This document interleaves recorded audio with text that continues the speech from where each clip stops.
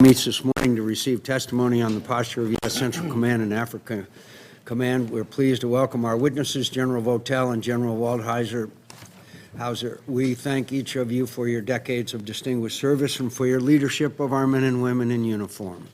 More than a decade and a half since the September 11 terrorist attacks, our nation is still at war with terrorists that seek to attack our homeland, our interests, our allies, and our partners in this fight.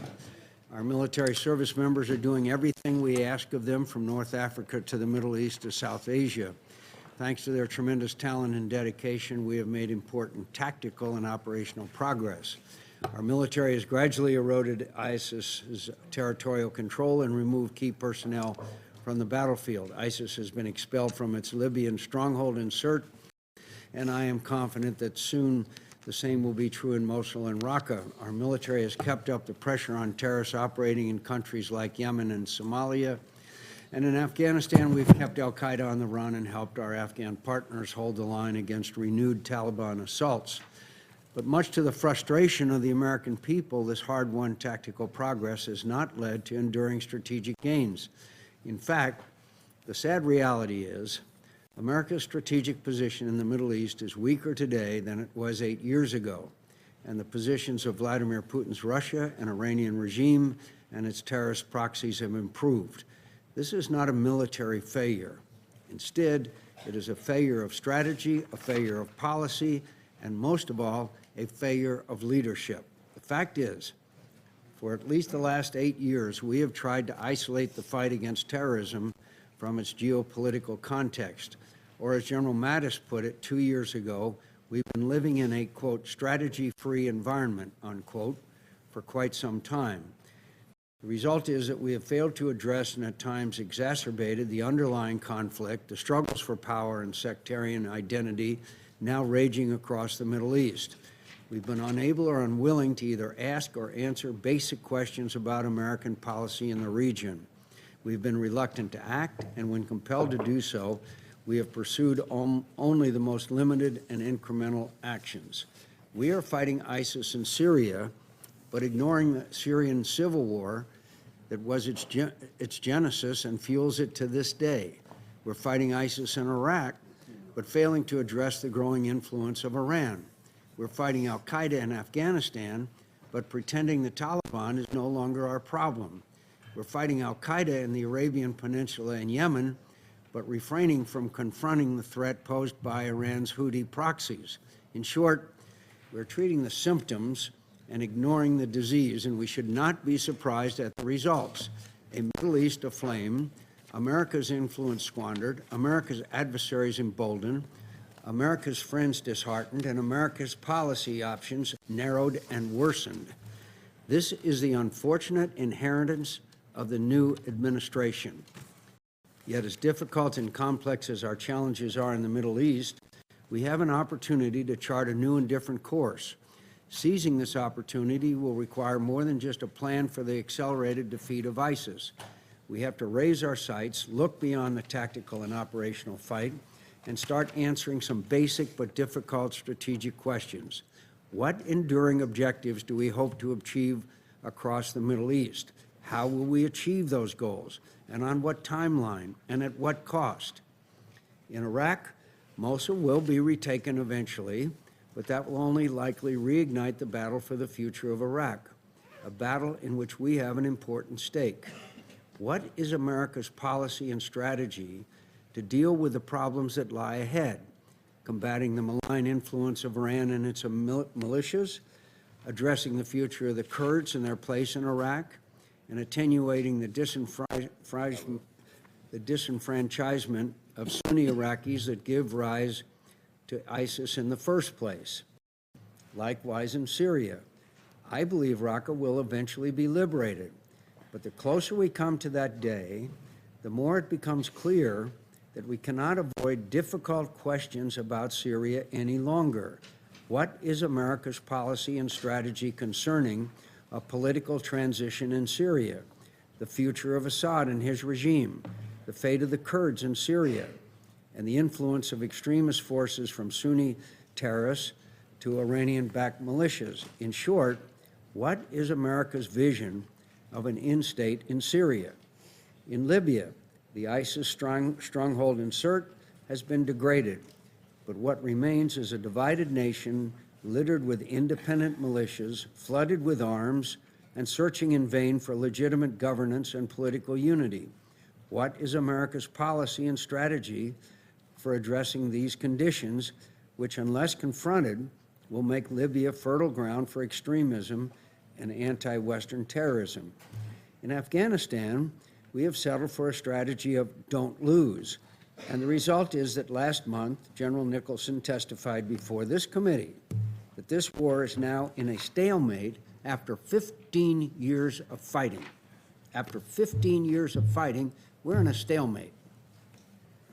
What is America's policy and strategy for rolling back a resurgent Taliban, addressing the terrorist sanctions within Pakistan's borders, and pushing back against Iranian and Russian meddling? In short, what does victory look like in Afghanistan, and what is our strategy for achieving it? Across the region, Russian and Iranian influence is growing at America's expense. Russia and Iran even hosted Syrian peace talks in Moscow last year without America present at the table. Russia's cruise missiles crisscross the region, while its aircraft indiscriminately target Syrian civilians. Iran's proxies wield lethal rockets and ballistic missiles with impunity, sensing that the nuclear deal shielded him from American pressure.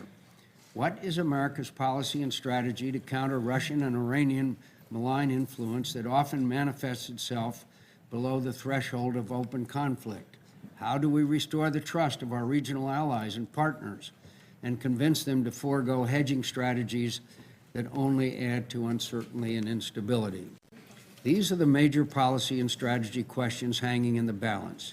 The stakes are high, not just for the stability of the Middle East and Africa, but for America's national security. It is not the job of our witnesses to provide answers to these questions.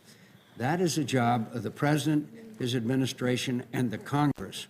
We owe our witnesses and the men and women they lead unambiguous national security priorities, clarity in our strategic thinking, and an unwavering commitment to provide them the resources required to support the necessary courses of action. Once again, I want to thank our witnesses for appearing before the committee today and look forward to hearing how the military efforts will help us achieve favorable strategic outcomes. Senator Reid. Well, thank you, Mr. Chairman, and thank you to our witnesses, not only for your appearance here today, but for your extraordinary service to the nation over many, many years. And also, please relay our thanks to the men and women that you lead, and we appreciate their efforts extraordinarily so. You are in a situation of very challenging times in all the areas of operation. This hearing is especially timely given the unfolding events on the ground in Iraq and Syria and reported completion of a proposed strategy to accelerate efforts against ISIS. Our assistance to partners on the ground has helped them to make steady progress and reclaim the areas of Iraq and Syria once held by ISIS, most notably in Mosul. However, the situation in Syria seems to get more complicated by the day as different actors on the ground pursue divergent goals. Russia's continued support for the Assad regime fuels the country's civil war, enables the abuse and killing of Syrian population, and allows ISIS to exploit the resulting instability for its own gains. Chairman of Joint Chiefs of Staff General Dunford met with his Russian and Turkish counterparts just this week to discuss deconflicting operations in Syria, a battle space that has become increasingly complicated as U.S., Turkish, Russian, Iranian, Assad regime, and local partner forces converge in northern Syria. And General Votel, we look forward to your update on these particular issues. According to the public reports, the Defense Department has presented the White House with a draft strategy to accelerate progress against ISIS. While details of this strategy have not been publicly released, reports indicated that it retains many of the core elements of the strategy put in place under the Obama administration. General Dunford has described the strategy as a, quote, political military plan and, quote, a whole-of-government approach requiring important contributions from other non-DoD departments and agencies, most notably the State Department. And this is why it is so concerning to me that the Trump administration's budget would apparently cut the State Department by a reported 37% at the very time that we need a surge of diplomatic and other assistance efforts to achieve the political conditions necessary to ultimately prevail in our fight against ISIS. As then General and now Secretary of Defense Mattis warned this committee, if you don't fund the State Department fully, then I need to buy more ammunition. We just can't keep buying bullets as the Trump administration is proposing. General Waldhauser, the importance of a robust interagency is perhaps of even greater importance in your area of responsibility, where you are primarily working by, with, and through partner military forces in conjunction with U.S. interagency efforts. General, as you share your assessment of current and future AFRICOM efforts in places like Libya and Somalia, I look forward to hearing the ways you are incorporating a whole-of-government approach into your planning.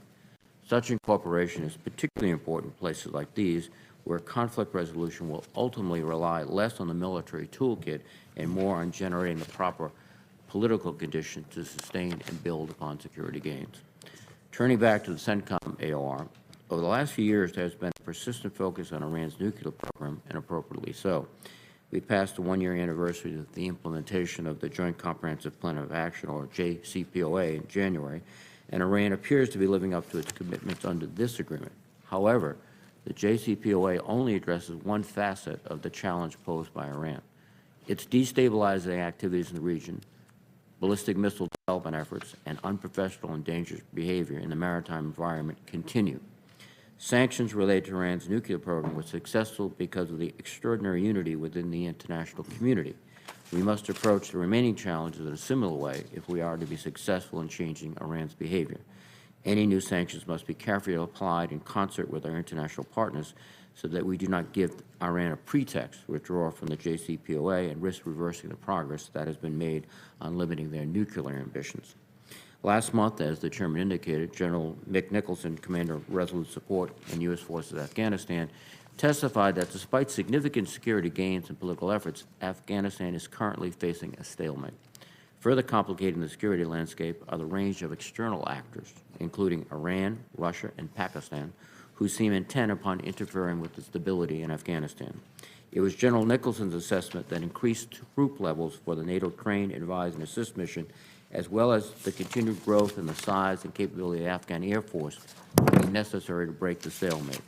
General Votel, the committee would benefit from hearing your assessment of the current situation in Afghanistan and what can be done to protect the hard-won progress that has been achieved and ensure that further progress is made. Again, thank you both for your continued service to the nation, and I look forward to your testimony. I welcome the witnesses, and your written statements will be made part of the record. We'll begin with you, General Votel, and welcome and thanks for your service that you both rendered to our nation. Chairman McCain, Ranking Member Reed, distinguished members of the committee, good morning, and thank you for the opportunity to be here today to discuss the current posture and state of readiness of the United States Central Command. I'm very pleased to appear today with my good friend and highly respected brother-in-arms, General Tom Waldhauser. I come before you today on behalf of the outstanding men and women of the command, military, civilians, and contractors, along with our coalition partners representing nearly 60 nations. Our people are the very best in the world at what they do, and I could not be more proud of them and their families.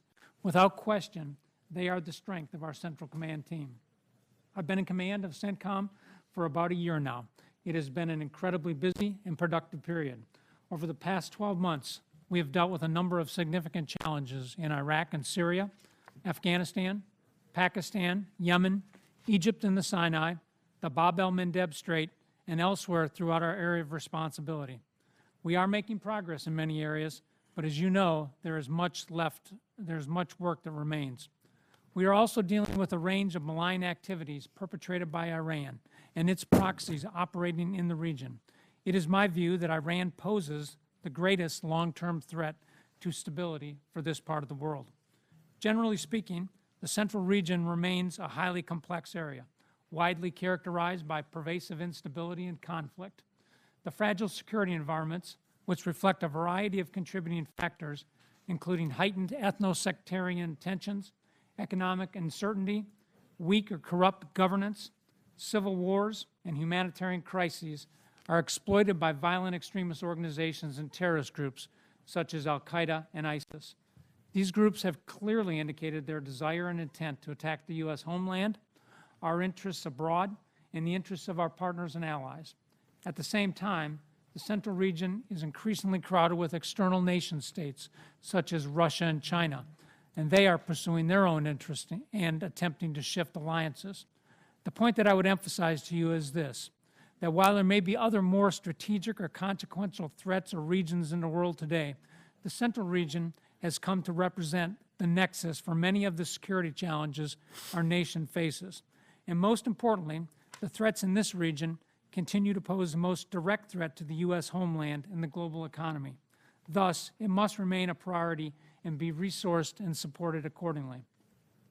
The team at U.S. Central Command remains appropriately focused on doing what is necessary to protect our national interests and those of our partners. Our strategic approach is straightforward: prepare, pursue, and prevail. And I'll explain what I mean by that. We prepare the environment to ensure an effective posture. We actively pursue opportunities to strengthen relationships and support our interests. And when we do put our forces into action, we prevail in our assigned missions. I would also point out to you that today, to the credit and professionalism of our armed forces and coalition partners, we are executing campaigns in the Central region with significantly fewer U.S. forces on the ground than in previous years.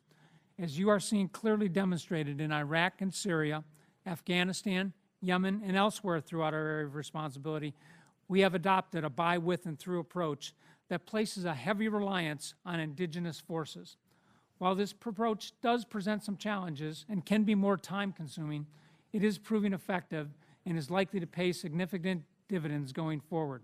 Indigenous force partners continue to build needed capability and capacity, and they are personally invested in the conduct of operations and thus inclined to do what is necessary to preserve the gains they've achieved going forward.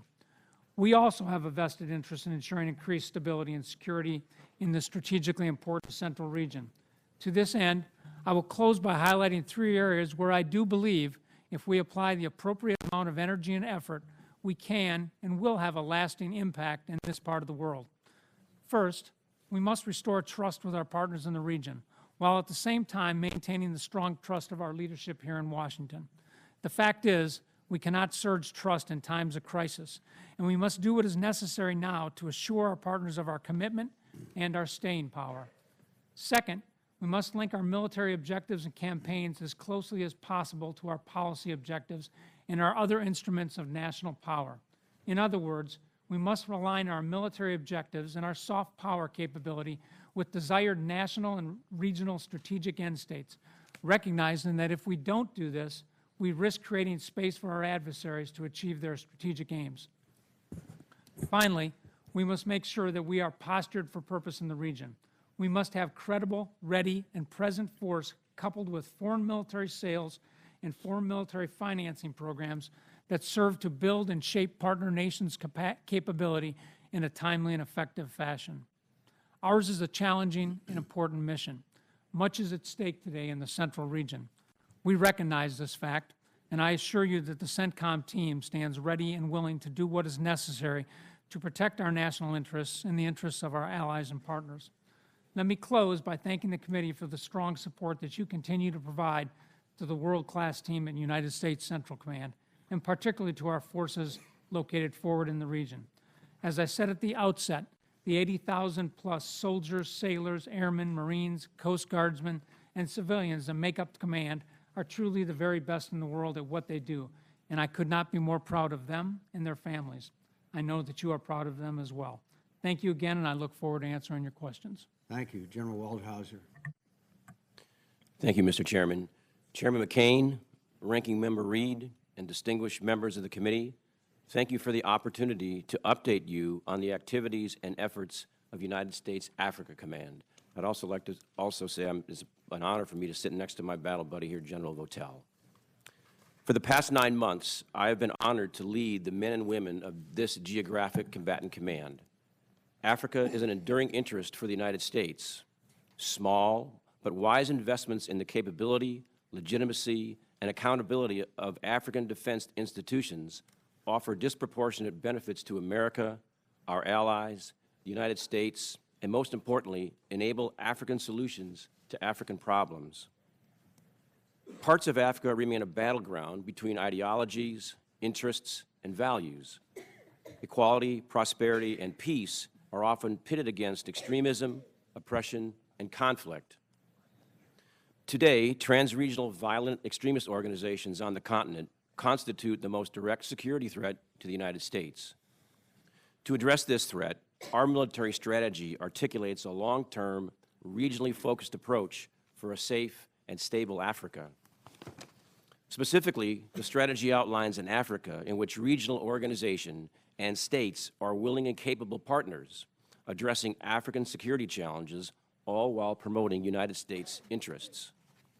The Africa Command strategy builds our partners' abilities to direct, manage, and operate capable and sustainable defense institutions. While we have achieved progress in implementing our strategy, threats and challenges still remain. In East Africa, we support African Union and European Union efforts to neutralize al-Shabaab and other violent extremist organizations operating in Somalia. And we also support the eventual transfer of security responsibilities from the African Union mission in Somalia to the Somali National Security Forces. In 2016, al-Shabaab regained some previously held Somalia territory, and today the group continues to conduct attacks on AMISOM forces, the National Security Forces of Somalia, as well as the federal government of Somalia. Additionally, we have also seen elements of ISIS begin to make inroads into Somalia, which will further test AMISOM forces and the federal government of Somalia as well. The instability in Libya and North Africa, caused by years of political infighting, may be the most significant near-term threat to the U.S. and allies' interests on the continent. Stability in Libya is a long-term proposition. We must maintain pressure on the ISIS-Libya network and concurrently support Libya's efforts to reestablish a legitimate and unified government. This is a significant challenge, and we must carefully choose where and with whom we work and support in order to counter ISIS-Libya and not to shift the balance between various factions and risk sparking greater conflict in Libya. In West Africa, our primary focus is countering and degrading Boko Haram and ISIS West Africa. Since 2011, Boko Haram has consistently carried out attacks against civilians and targeted partner regional governments and military forces in the Lake Chad Basin region.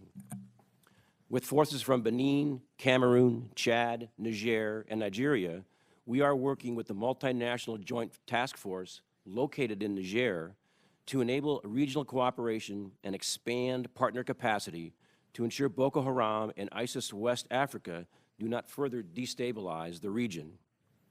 The multinational joint task force has been successful in enabling multinational cooperation and coordinating multinational operations and placed significant pressure on Boko Haram and ISIS West Africa. In Central Africa, through the combined efforts of military forces, civilian agencies, and non-governmental organizations, we work to build the capacity of our partners to address regional threats such as maritime security, illicit trafficking of goods and persons, the Lord's Resistance Army, and other criminal networks and enterprises. Africa-wide, we support the efforts to enable African partners to respond to humanitarian crises, mass atrocities, disaster contingencies, and to support peace operations. Through the United States National Guard's State Partnership Program, along with their African partners, we've improved disaster management competency and readiness to assist civilian-led efforts. We continue to see great value in the National Guard's persistent engagement and fully support the State Partnership Program's efforts. Africa's security environment is dynamic and complex, requiring innovative solutions. And even with limited resources or capabilities, Africa Command aggressively works with partners and allies to execute our missions and mitigate risk. Moving forward, we continue to focus our decisive effort on building African partner capacity and will continue to work closely with the international and interagency partners to make small, wise investments which pay huge dividends in building stable and effective governments, the foundation for long-term security in Africa. I'm confident with your support, Africa Command will protect and promote United States interests and keep the United States safe from threats emanating from the African continent. And finally, on behalf of the United States Africa Command, I want to thank you for the opportunity to be with you this morning and I also look forward to your questions. Thank you. Thank you, General. General Votel, you agree that we're in a stalemate in Afghanistan after 15 years? Mr. Chairman, I do. And in some measurements, maybe you could argue that when we go from control of 72% of the country to 52%, that's worse than a stalemate. Would you agree that one of the most disturbing things about the attack on the hospital yesterday, that attack was carried out by ISIS, not by the Taliban, which shows, at least to this person, that we are seeing an increase in influence of ISIS as well as Russian providing weapons and the Iranians playing a greater role than in the past. I guess my question is, are we developing a strategy to break this stalemate, and is it going to require additional U.S. troops? Mr. Chairman, the answer to the question is yes, we are developing a strategy, and we are in discussions with the Secretary and the Department right now. Both General Nicholson and I are forming our best advice and recommendations to the Secretary, and we look forward to moving forward with that. I do believe it will involve additional forces to ensure that we can make the advise and assist mission more effective.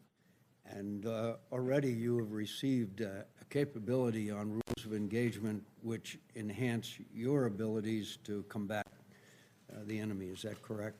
That's correct. We've got a very interesting and challenging situation in Syria, and that is the whole issue of the Kurds, our relationship with them, Erdogan's relationship with them, the importance of the use of Incirlik, the importance of our relationship with Turkey. And I met with President Erdogan in Ankara recently. He is passionately opposed to Kurdish involvement, and our support of the Kurds, that I understand, are going to be a very vital element in expediting the retaking of Raqqa. This is a complex situation, and it would take all my time, as you know, to go through all this. But I think there's a possibility of an impending conflict between Turkey and the Kurds, as opposed to us all working together to try to defeat ISIS and remove them from Raqqa. Do you see that as a scenario that we should be concerned about? I do, Mr. Chairman, and to that end, we are trying to take actions to prevent that from occurring. Well, we find ourselves in a kind of a strange situation that we and the Russians are allied against the Turks. Is that a correct, as far as the Kurds are concerned, is that a correct assessment? I wouldn't necessarily say that we are aligned against the Turks. We certainly understand what their interests are, and we understand their concerns about the partners that we are working with. Turkey is a vital partner in this effort here. We could not do what we're doing without them. So our efforts are to try to work through this tension through dialogue, through information, and through identifying alternatives that give us a way to move forward against ISIS without damaging the long-term relationship with a NATO partner. Well, as you know, we are working with the Kurds and arming and training them, and they are a very effective fighting force, the same Kurds that Erdogan has labeled as a terrorist organization, and in the view of some, a greater threat to Turkey than ISIS is. Who's going to sort all this out?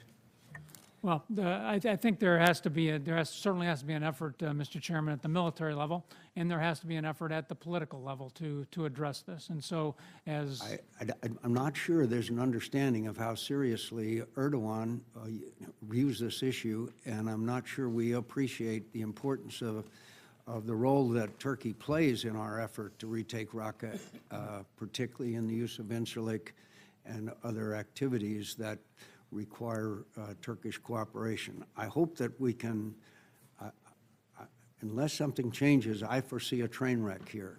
and I'm not sure that the administration recognizes how seriously, particularly President Erdogan, views the threat that he views that the Kurds pose.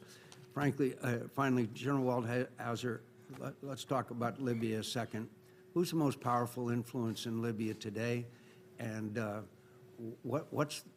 briefly, what's the answer to this chaos? Thank you, Senator.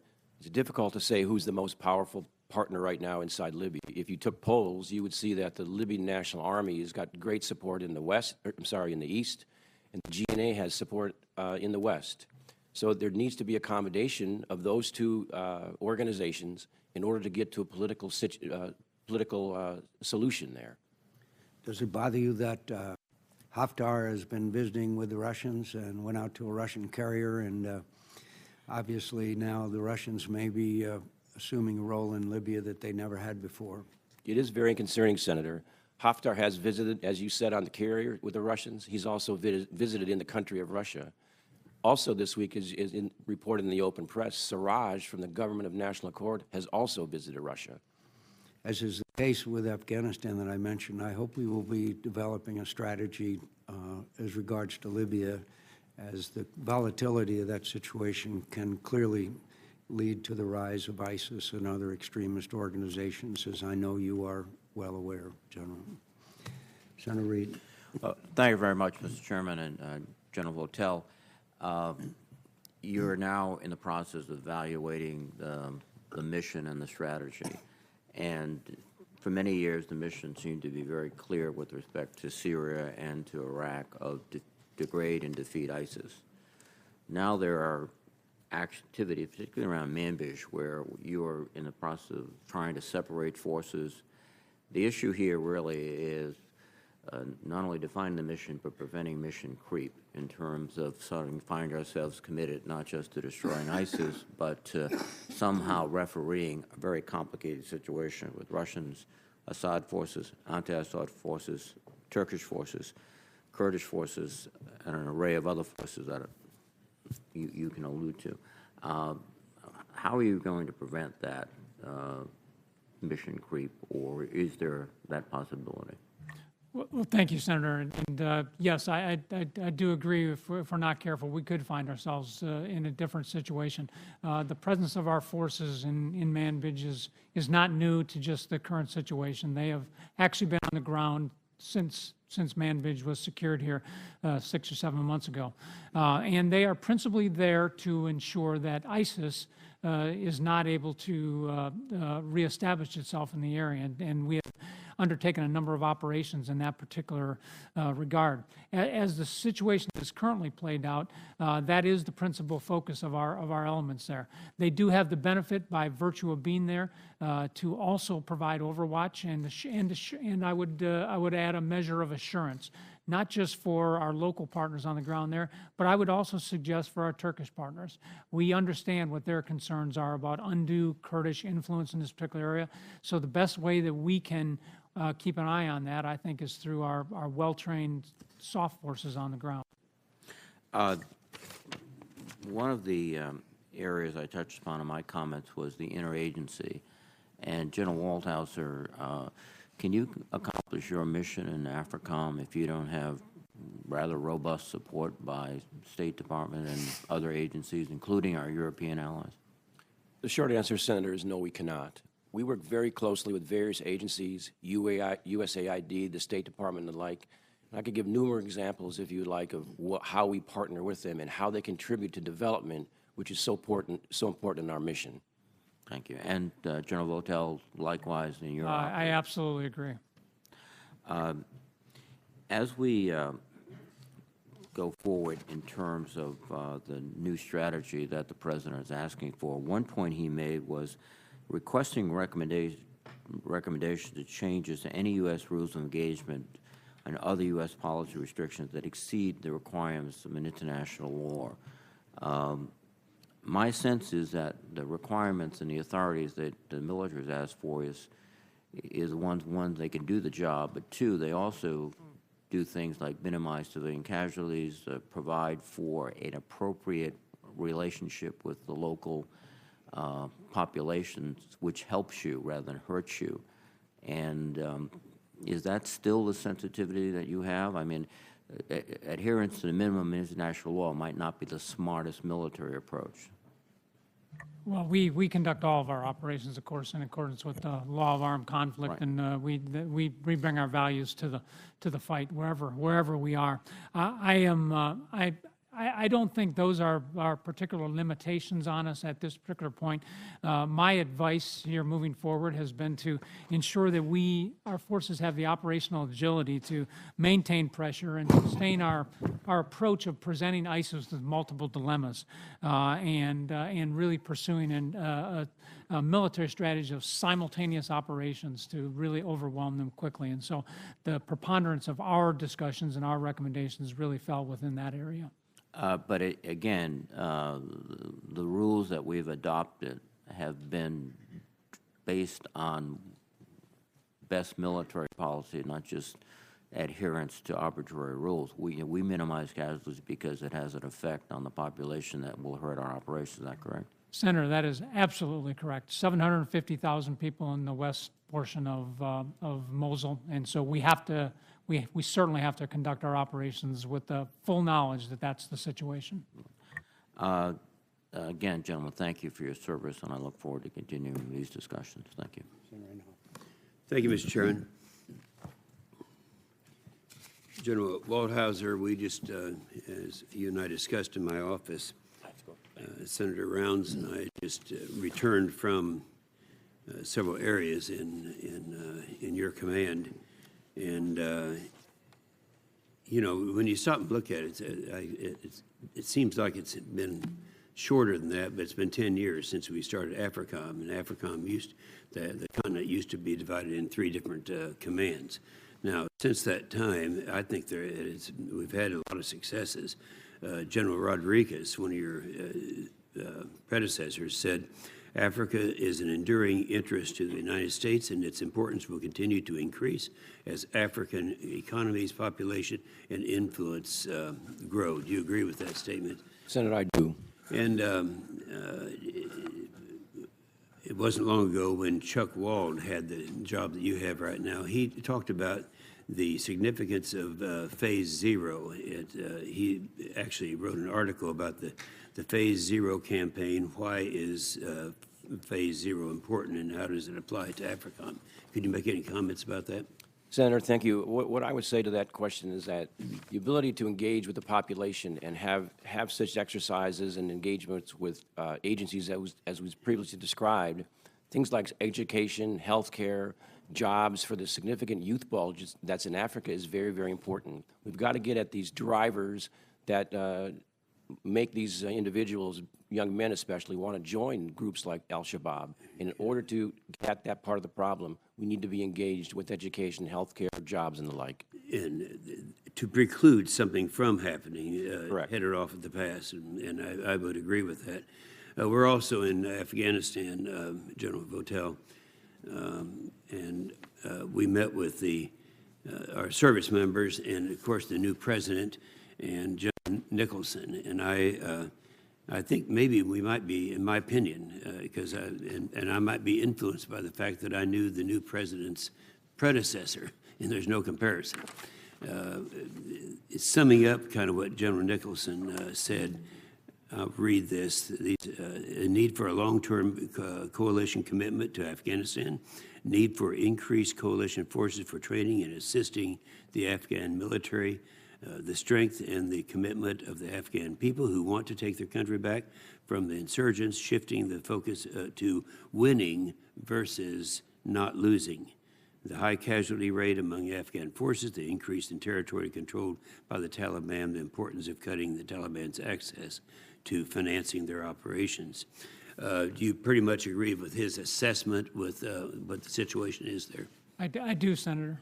And do you think that maybe when we get some of these less than optimistic reports in these committee hearings that we have, that you get a little bit different idea when you're actually there?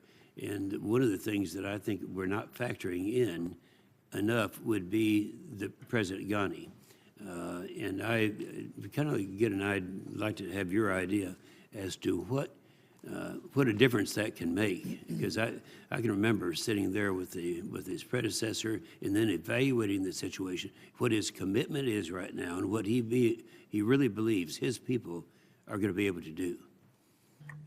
Senator, I absolutely agree with you. I do think we cannot overestimate the strategic advantage of having a leader like President Ghani in place. His willingness to partner, his visionary ideas about this, and his general approach to bringing the coalition on board, I think, have been very good, and I think they provide us a very good opportunity to build upon. All right, with him and with your experience from the last fighting season that we had, since we're coming up now to the next fighting season, do you have any projection as to differences we might see with that leadership and where we are right now I think that we will continue to see very steady leadership from President Ghani and his government through the next fighting season. I think the challenge we will have will be sustaining the Afghan forces as they move forward. They have, as you have noted, as others have noted, they have absorbed a lot of casualties, and yet they've been resilient through that. But there is a need to ensure that they get into a normal operational cycle that allows them to recover, to rebuild themselves, to reset themselves, and then get back into the fight. And I think that as we move forward, that will be the challenge that General Nicholson and I will have to manage. Yeah, and I would agree with that, and I think that there's an effect that the new president has on the fighting troops over there, on theirs, that will yield a better performance. Thank you, Mr. Chairman. And the fighting season has begun earlier than ever in Afghanistan. True, General? I think the fighting season does not end. I agree with you, Senator. Senator Peters.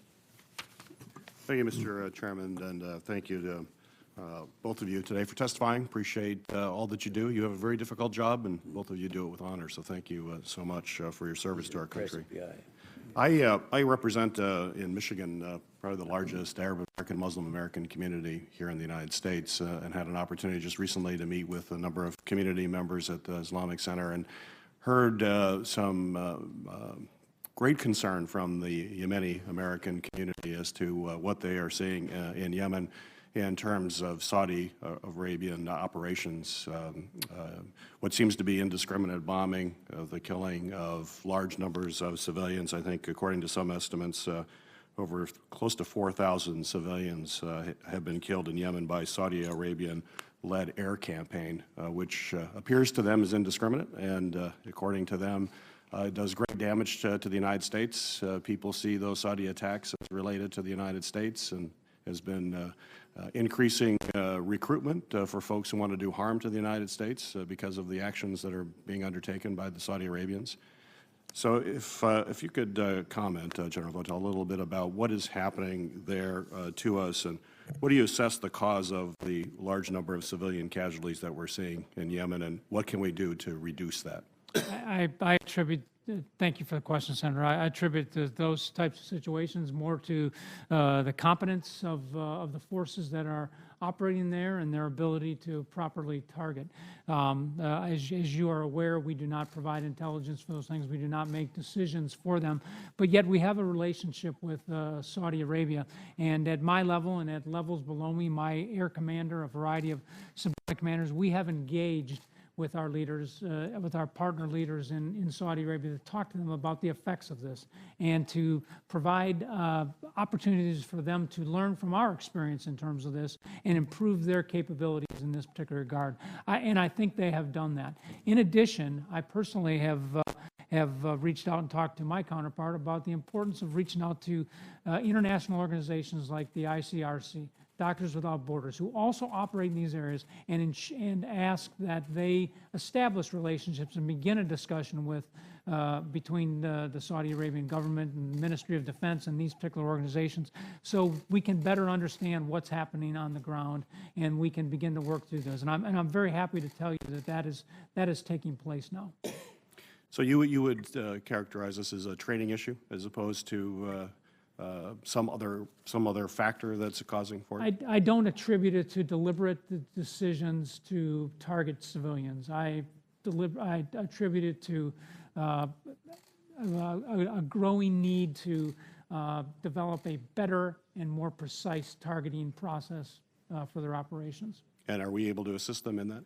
We don't assist them directly with targeting on the ground, but we are able to, through our experience, through our people, engage them and help with their professionalism and give them the benefit of our experience and tactics, techniques, procedures, processes that we use to try to absolutely minimize those types of events. And we are doing that. Well, it's good to hear. Thank you. General Votel, you also returned to move to Syria now. You were recently quoted in the New York Times about saying that we want to bring the right capabilities forward, not all of those necessarily resident in the special operations community. If we need additional artillery or things like that, I want to bring those forward to augment our operations. And I know today in the news there was an artillery unit that I believe is being positioned in Syria now. In your estimate, what is the right mix of conventional and special operations forces that are going to be required to succeed in Syria?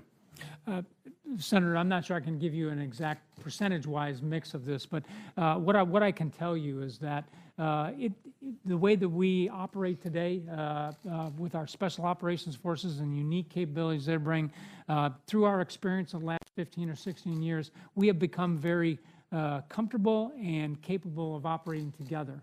And so what I have pledged to our commanders and what I expect from them is for them to ask for the capabilities that we need. And then for us to ensure that we have the right command and control, the right force protection, the right resources in place to ensure that it can function properly together. And that to me is much more important than a particular mix of whatever the capabilities are. I think as we move more towards the latter part of these operations, into more of the stability and other aspects of the operations, we will see more conventional forces requirements, perhaps. Great. Thank you, General. Let's get back to Afghanistan, General Votel. Do the Afghan people support the presence of the United States there? I believe that they do, Senator. And how do you measure that? I think we measure that by favorability ratings that we see of them for the government of Afghanistan and the activities that they are pursuing. And I think we measure that through our direct contact with them, with teams we have out there on the ground, and others that interact with the Afghan people on a regular basis. And as a matter of fact, several years ago, there was a Loya Jirga convened of most Afghan leaders, and they overwhelmingly were in support of the United States presence there to protect them against what had happened before. Has there been another Loya Jirga, or do we simply assume that the leadership of the elected leadership of the government represents them? There has not been another Loya Jirga, I think, of the same scope that you referenced, Senator. But we do pay attention to the polling. I would note in some recent polls that I've seen, the favorability ratings for the Taliban are very low, in the 6 to 7% range, as opposed to much higher for the government of Afghanistan. You had strong praise for President Ghani. How is the relationship there between the president and Mr. Abdullah, who was his nearest competitor? It has improved significantly, and I attribute that directly to the engagement of our ambassadors on the ground, who have been personally invested in that and worked that relationship, and it has had a positive impact on our operations. Well, that's good to hear. Now, the information we have, and the chairman alluded to this, the Afghan government controls 57% of the country's districts. A year and a half ago, that figure was 72%. What happened? I think the numbers, and Senator, I would tell you that there are other numbers out there. We have some slightly different ones, but they're in the general ballpark of what you're saying. Generally, those numbers are correct. In general. So there's been a significant drop, as the chairman said, in a year and a half. There have been areas that are in what we would put into the contested space area here that have increased over the last year. So certainly, your testimony would be that this hasn't happened because the support among the Afghan people of our efforts has diminished. No, I don't think so. I think this is Something we did? I think this is effect of the fighting that is taking place and of the efforts by the Taliban to be more resurgent in specific areas in Afghanistan. Well, okay, General Nicholson said, in talking about the stalemate, that what will break the stalemate are offensive capabilities such as special forces and allowing the Air Force to overmatch the Taliban. Also, he said we have a shortfall of a few thousand troops in Afghan for the train, advise, and assist mission. Would you talk about those two aspects, and would you support a few thousand more American troops to get the job done in this mission? Senator, with respect to the last part of your question, that's certainly a discussion we're having with the Secretary right now. I won't stage a decision here on him. That's certainly his regard, but certainly I agree with what General Nicholson's approach is, and I do agree that one of our efforts to improve the capabilities and equipment of the Afghan Air Force is a big part of this, as is improving and expanding their special operations capability. Thank you, General Waldhauser. The WASP amphibious expedition did over 100 consecutive days of strikes. It's considered to be an impressive success. What lessons have we learned from that deployment, and are we sending you what you need to get the job done in that respect? The WASP and Marine aviation that was on board that ship was a significant contributor to the GNA forces and ridding CERT of ISIS. Lessons learned at the tactical level have to do with coordination on the ground and special forces who are there on the ground. But I think it's important to point out that from 1 August till middle of December, there were nearly 500 strikes. Most of them came from ISR platforms, but a lot of them, as you said, came from the ship. And I think the ability of 0 civilian casualties in a very, very dense urban environment underscores the training and the professionalism of those who are conducting that operation. So in sum, that was a huge asset for us. We actually borrowed it from CENTCOM in order to make it happen, but that's how we have to do business these days. There's AFRICOM and CENTCOM coordinate on various trans-regional asset changes, and that was an example where it worked very well. Thank you, sir. Senator Shaheen. Thank you, Mr. Chairman, and General Votel and General Waldhauser. Thank you both for your testimony and for your service. General Votel, there's already been reference to the Marines who've arrived in Syria. The Washington Post story this morning reports that the battalion landing team, 1st Battalion, 4th Marines, will man the guns and deliver fire support for U.S.-backed local forces who are preparing an assault on the city. First of all, is that accurate, and should we take that to mean an assault is imminent in Raqqa? Well, certainly we won't talk about any of timings of any of our particular operations, but our intention here with this, and this fell within the authorities that are provided to me right now, was to ensure that we had redundant, capable fire support on the ground to support our partners and ensure that we could take advantage of opportunities and ensure the continued progress that we've been seeing. And are you comfortable that that gives us that progress and support that we need? In conjunction with our excellent coalition air forces, yes, I am very confident that that will help us. Thank you. Yesterday in our meeting, and we heard similar comments from General Nicholson when he was here talking about Russian influence in Afghanistan. They're trying to legitimize the Taliban and undermine our mission and NATO's mission there. Can you talk about what alternatives we have to respond to Russian activities there? Well, I think the best alternative that we have is to ensure that we demonstrate our commitment to the mission that we have in place here with the government of Afghanistan. Certainly with our twofold mission focused on counterterrorism, and then of course the train, advise, and assist mission. So the most important thing we can do is send a very clear message that we are going to see this mission through and support the government of Afghanistan in the way that they require it, with military capabilities and other things, to ensure that they can be successful. And to what extent does our effort in Eastern Europe with NATO affect Russia's ability to undermine what we're doing in Afghanistan? How much do they need to be focused on what's happening in Eastern Europe? From my perspective, I'd like them totally focused on Eastern Europe and not on Afghanistan, if we could. I'm being a little facetious here, but I'm not sure that I can comment that there's necessarily a direct relationship between that, Senator. Certainly, I think that you know, if their attention can be drawn to other challenges, other problems that they are focused on, that helps us. Thank you. General Waldhauser, in your statement, you point out that long-term success in slowing the progress of Boko Haram and ISIS in West Africa requires Nigeria to address development, governance, and economic deficiencies, which are drivers of terrorism in that region. As we look at the future where 1 in 4 Africans are Nigerian, what happens in Nigeria has a huge impact on what happens throughout the rest of Africa. Do you agree with that?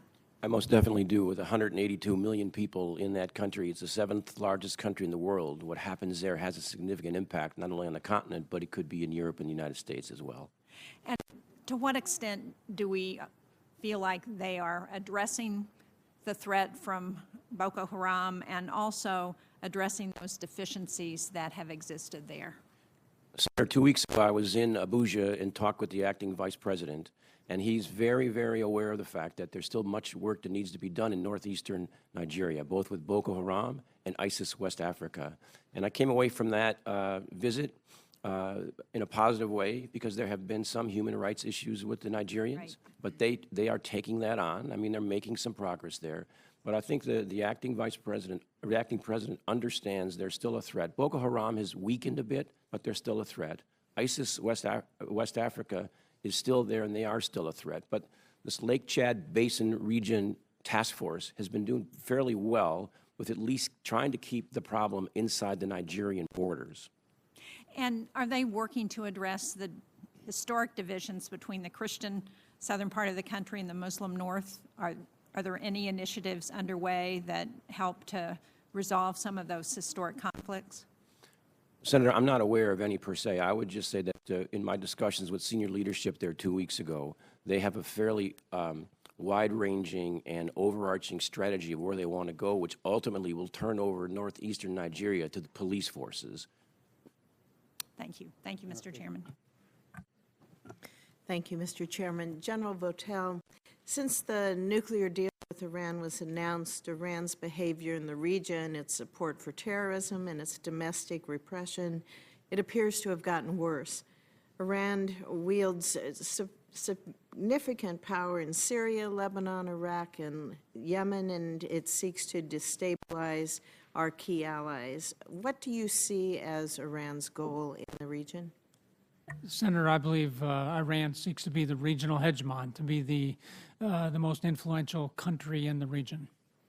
And how would you characterize Iran's regional behavior since the nuclear agreement? Has it improved or has it worsened? I would describe it as destabilizing to the region. It has not been helpful to anything that I can see going on across the region.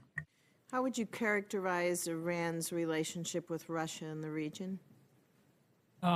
Again, not having firsthand knowledge on that, I guess I would characterize it as they find areas of cooperation. I am particularly concerned how both Iran and Russia have cooperated to prop up the Assad regime and make them stronger. That is certainly of some concern.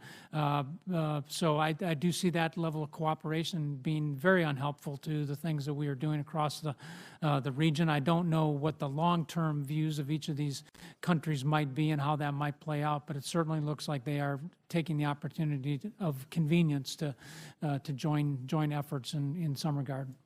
And I wanted to ask you your long-term view with regards to the United States and our position in the region.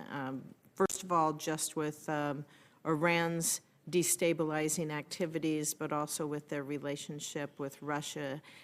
Can you can you give us, in your best opinion, how that affects the United States and our involvement? I can, Senator, and I'll offer you my observation. It's based on my travels throughout the region over the last year and meeting with our partners across many of the countries. And my consistent takeaway here is that the partners in the region would strongly prefer to have a relationship with the United States over any other nation that might be external to the Middle East. And I think that is an opportunity for us to move forward on. We have long-term historical relationships with many of these countries, and we should capitalize on that as we move forward. And I think that offers us the best opportunity. As we look over the last year, we've seen Iran has escalated its harassment of our vessels, our personnel in the Persian Gulf. And just last week, multiple fast attack vessels from the IRGC came close to a U.S. Navy ship in the Strait of Hormuz, and they forced it to change direction. What is CENTCOM doing to address that harassment that we're seeing by Iran? Well, first off, we are ensuring that our maritime forces have all the right rules of engagement and capabilities and training and techniques to deal with that. And I do believe they are effectively doing that. One of the first things I did after coming into command was get on a ship and go through the Straits of Hormuz so I could see it with my own eyes. And I was extraordinarily impressed with the maturity of our sailors and the judgment of our leaders as we went through that. More broadly, I think we have to hold Iran accountable for their actions. No other nation operates the way they do in the Arabian Gulf. Nobody does that in the Arabian Gulf. And they need to be held accountable for that, and they need to be exposed for those types of unprofessional, unsafe, and abnormal activities. It sounds like you are very concerned with Iran's growing asymmetrical capabilities, and that includes its acquisition of advanced cruise missiles, I would assume? It does, Senator. What about naval mines, ballistic missiles, and UAVs? And how do those threats, I guess, when we're looking at our interests in the Persian Gulf and our allies' interests in the Persian Gulf, how do those growing threats affect that? Well, the way they affect us is they provide Iran with a layered capability where they can use their fast boats, they can use cruise missiles, they can use radars, they can use UAVs to potentially dominate specific areas. So this is a concern, and it is something that certainly we look at in our capabilities, and it is something that we have engaged our partners in the region on how we work together to mitigate the effects of that layered approach that Iran pursues in these critical choke points. Thank you, sir. Thank you, Mr. Chairman. Thank you, Mr. Chairman, and thank you for being here. I would like to return to an issue raised by Senator Reid. There's a big debate going on right now, as you know, about military spending, and of course we need a strong military, but the military is not the only element of our national security strategy. Spending on security outside the military budget is very small. Diplomacy and development combined is about 1% of our annual budget. But it includes programs that promote democracy, human rights, the rule of law, that boost economic growth, that improve access to education, that fight hunger, that treat infectious diseases, and that provide disaster relief around the world. General Votel and General Waldhauser, you command our armed forces in some of the most active and dangerous parts of the world. Do you think the activities of the State Department and other civilian partners are a waste of time and taxpayer money? I do not, Senator. Thank you. Senator, nor do I. They're a big part of what we do. Thank you. And I agree. But the Trump administration's blueprint budget would increase defense spending in some areas by massively slashing through other programs that are critical for our national security. You know, not every international problem is the same, and the right tool is not always a military response. Kneecapping our State Department by cutting an already small foreign aid budget makes America less safe, and that's just not smart. I'd like to turn to another issue, and that's the ongoing fight against ISIS in Iraq and in Syria. General Votel, you contributed to the Pentagon's plan to accelerate the fight against ISIS, which Secretary Mattis delivered to the White House last week. I have every confidence that the U.S. military can defeat ISIS on the battlefield and help retake strategically important cities. But what I want to ask you is about what comes next. You're going to be mediating between armed opposition forces that dislike each other intensely in cities where existing infrastructure has been completely destroyed, with a population that has been traumatized and displaced. What will it take to create conditions for normal life to resume in Mosul and Raqqa? I think it starts certainly following up our military operations with good local governance and getting addressing humanitarian aid, addressing issues like demining, of restoring basic services to the people, of trying to bring additional aid in there so small businesses and other things can get going, and then the bigger aspects of governance can begin to take place. And so as we look at our military operations, particularly as we look at places like Raqqa or Mosul, what we have tried to do is ensure that our military planning is very closely linked to the political planning that has what comes next, so that we don't just finish a military operation and then just leave. It is important that we have local hold forces. It is important that we predetermine the local governance that's going to come in and begin to take this over. So I think that's an extraordinarily important point, and the transition from military operations to the stability operations and things that come next, I think is a significant lesson learned for us, relearned for us many times, and it is something that we have specifically focused on in this campaign. Thank you. I'm very glad to hear that, General. You know, planning for peace is hard. We didn't do it after we toppled Saddam Hussein, and we are still paying a price for that blindness today. And I don't want to see us turn around and make that same mistake again. I think we need to be very careful that we don't create an environment that breeds the next generation of extremists. And I am grateful for your work in this area. I'm grateful to both of you for all that you're doing. Thank you. Thank you, Mr. Chairman. On behalf of Chairman McCain, let me recognize Senator Cotton. Thank you. Gentlemen, welcome back to the committee. General Waldhauser, you were speaking with Senator Shaheen about Nigeria and the role that it plays, not just in the African continent, but around the world. Could you speak a little bit about what President Buhari's absence from the country means and what the status is right now of Nigerian politics for the committee? Senator, I would just have to say that open source reporting indicates that he's still in London receiving medical help. That was a topic that was not discussed with officials when I was there. But what I did observe was Acting President Obanjo has done extremely well. He's very competent. He has a very, I would say, very wide view of the problems and issues, and he seems to want to get after them. And he was definitely genuinely interested in making things happen, and I thought we had some very frank discussions with him on the way ahead with regards to our support for, the defeat of ISIL West Africa and Boko Haram. Okay. What's the level of political consensus and stability between the North and the South in that country right now? I really couldn't give you a fair assessment of that. That wasn't part of the discussion. We didn't have that topic. I understand. Looking to the east, would you please discuss the strategic implications of China's new base in Djibouti and what it means for our presence there and throughout the Horn of Africa? So the Chinese base is right outside Camp Lemonnier, about 4 miles or so from our base. The intention for that location was to provide a port for their ships they have in the area. They have about 2,200 peacekeepers on the continent. This is the first time for them that they've kind of journeyed in that direction.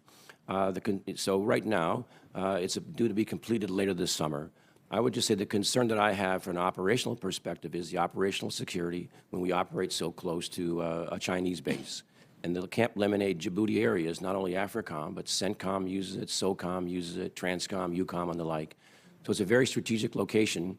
And visiting Djiboutian officials twice, I've talked with their president and expressed our concerns about some of the things that are important to us about what the Chinese can or should not or cannot do at that location. Thank you. General Votel, you've already spoken with several senators this morning about the stalemate in Afghanistan. For many years now, we on this committee and many leaders in the executive branch have been lamenting the existence of sanctuaries for the Taliban and other terrorist group in Pakistan. As you think about the strategy to break this stalemate, what's the role of eliminating those sanctuaries inside of Pakistan, and how do you plan to get after this longstanding problem? Thank you, Senator. Pakistan, of course, remains a key partner in this fight here. I've been encouraged by my meetings with the new Chief of Army Staff, General Bajwa, and his commitment to help address this. They have done some things that have been helpful to us. Most recently, they've supported General Nicholson in some operations along the border, making sure that they were well coordinated and doing activities on their side of the border. That's a very positive sign and a move in the right direction. And they have done things against the principal concerns that we have, the Haqqani network and Taliban. But what we do need is we need that to be more persistent and continue to focus in that particular area. And so we will continue to engage with Pakistan throughout this. I think it is key to ensure that Pakistan and Afghanistan have a very good relationship. There certainly are tensions along the common border between those countries, and so I think a key role that we can play is in helping move that relationship forward. Let me ask you about a seam on the map between you and Harry Harris, but it's an important seam because it involves Pakistan and Afghanistan and India in PACOM. To what extent do you think Pakistan's Afghan policy is driven in part by its India policy, and in particular, whether or not a independent Afghanistan conducting its own foreign policy might be adverse to Pakistani interests? Senator, I think Pakistan's view of the region, I think as they look at their interests, I think it plays very largely in how they look at both sides of their country. Okay.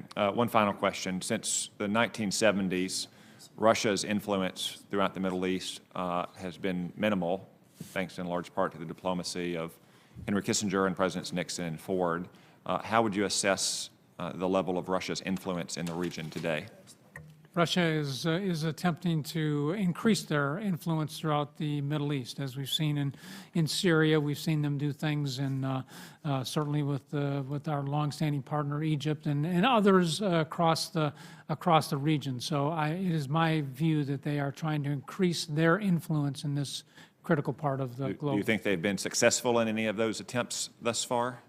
Well, they certainly have been successful in supporting the Assad regime, and so that's certainly an example of that. And I'm hopeful that we'll be able to reassert our own relationships as well. Thank you, gentlemen. On behalf of Chairman McCain, let me recognize Senator King. Thank you, Senator Reid.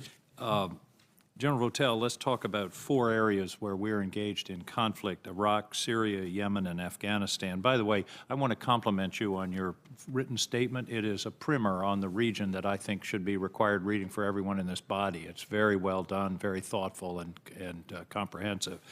Who are our allies in Iraq? Who are we fighting next to? The ISF, right? That's correct, Senator. And the Kurds? The Peshmerga, Peshmerga. In the northern part of Iraq. And what religion are the members of the ISF and the Kurds? They are Muslims, and in Syria, we've got the Syrian Democratic Forces and also the Kurds? we have Syrian Kurds, and we are working with local Syrian Arabs, Turkmen, and in some cases local Christian forces. But the vast majority of those forces are Muslim, is that correct? That is correct. And in Yemen, UAE, Saudi Arabia, those forces are Muslim? Absolutely. And in Afghanistan, the ANSF, the Afghan National Security Forces, also Muslim? They are Muslim. And one of the statements you made in your opening comments were our strategy rests upon, quote, a heavy reliance on indigenous forces. Is that correct? That is correct, Senator. And it's fair to say that the vast majority of those indigenous forces are Muslim. That is the case today. So it would be a mistake as a matter of national policy, rhetoric, or discussion if we attempted to alienate or marginalize Muslim citizens of anywhere in the world, because these are our allies in all of the fights that we're engaged in your area. Isn't that correct? I believe it is correct, Senator. And you talked about restoring trust with our partners in the region. Our partners in the region are all based upon Muslim societies. Isn't that correct? They largely are. It is largely a Muslim area. Second area, and this has been discussed to some extent, but again, it's in your report on page 3 and 5 of your statement. The goals that you define cannot be accomplished solely through military means, you say. The military can help create the necessary conditions. There must be concomitant progress in other complementary areas: reconstruction, humanitarian aid, stabilization, political reconciliation. On page 5, you say, however, a solely military response is not sufficient. This must be accomplished through a combination of capabilities if we're going to achieve and sustain our deterrence posture, our strongest deterrence posture. Again, just to put a fine point on what was been discussed previously, to solely rely on military strength in solving these very complex and difficult problems would be a serious mistake. Would you agree? I would agree, Senator. I think we have to have a combination of all of our elements of power, hard power and soft power. Thank you. Next question, this is a slightly different subject. How, in your work with a lot of these allies, you work with these countries, with Iraq and other countries in the region, how would it be received in the Arab world if the United States relocates its embassy from Tel Aviv to Jerusalem without a settlement of the Palestinian-Israeli conflict? I think that from my personal discussions with some in the region, I think that it would create some challenges for some of those countries. Some challenges? Can you expand? It would certainly serious be, challenges? Yeah, it could potentially be very serious. And does that include our staunch ally Jordan? I believe it. Yes, it does, Senator. Thank you. Final question to both of you. Foreign military sales and foreign military financing programs, are they appropriately calibrated to meet your needs in the region? My sense is that that is an area where we could use some work. From my perspective, Senator, the importance of the foreign military sales and foreign military funding programs is to help build capability for our partners that's interoperable with us.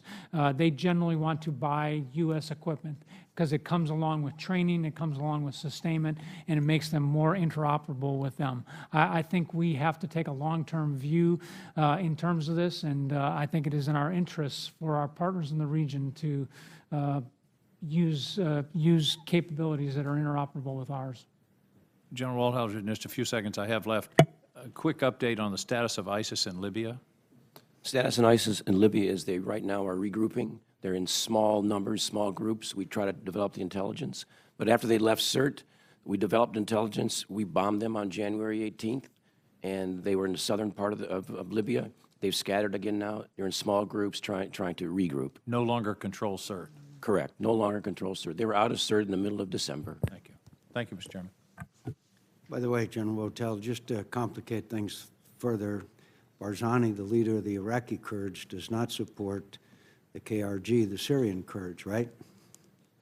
That is correct, Chairman. Senator Ernst. Thank you, Mr. Chair, and thank you, gentlemen, for being here today and your time and attention to all of our questions. General Votel, we had an interesting conversation the other day, and as the chair of the Emerging Threats and Capabilities Subcommittee, you mentioned something to me that I thought was very interesting and something that I am concerned about, and that's the increasing threat that's posed by ISIS's ability to use drones. We had a great conversation about that, and what they're using, you say, was kind of a modified commercial off-the-shelf drone. And can you tell us about that emerging threat and maybe describe for those on the committee exactly what they're using and what those capabilities are? Thank you, Senator. What we're seeing, I think, are commercially acquired drones. They're generally quadcopters. They're available, I think, very, very easily by anybody online or at other places, hobbyist locations. And what they're able to do is obviously operate them for purposes of their own surveillance. And as we've seen in the news, there's in some cases they've been able to rig grenades and other things to them, and so that they have been able to achieve some effects with that. So it's concerning to our partners. It's certainly concerning to us, and I think it's a reminder of just how savvy and challenging of an enemy that we are dealing with here. And I think it requires us to make sure that we are equally savvy in our approach to this, and making sure we have the right tools to defend against these types of threats. Absolutely, thank you. It reminds me of the early part of the Iraq War when the forces there were using remote control cars with explosives as a first form of IEDs. And of course, through the years, they grew technologically advanced. And so I see something so simple as this that could become much more complicated over time.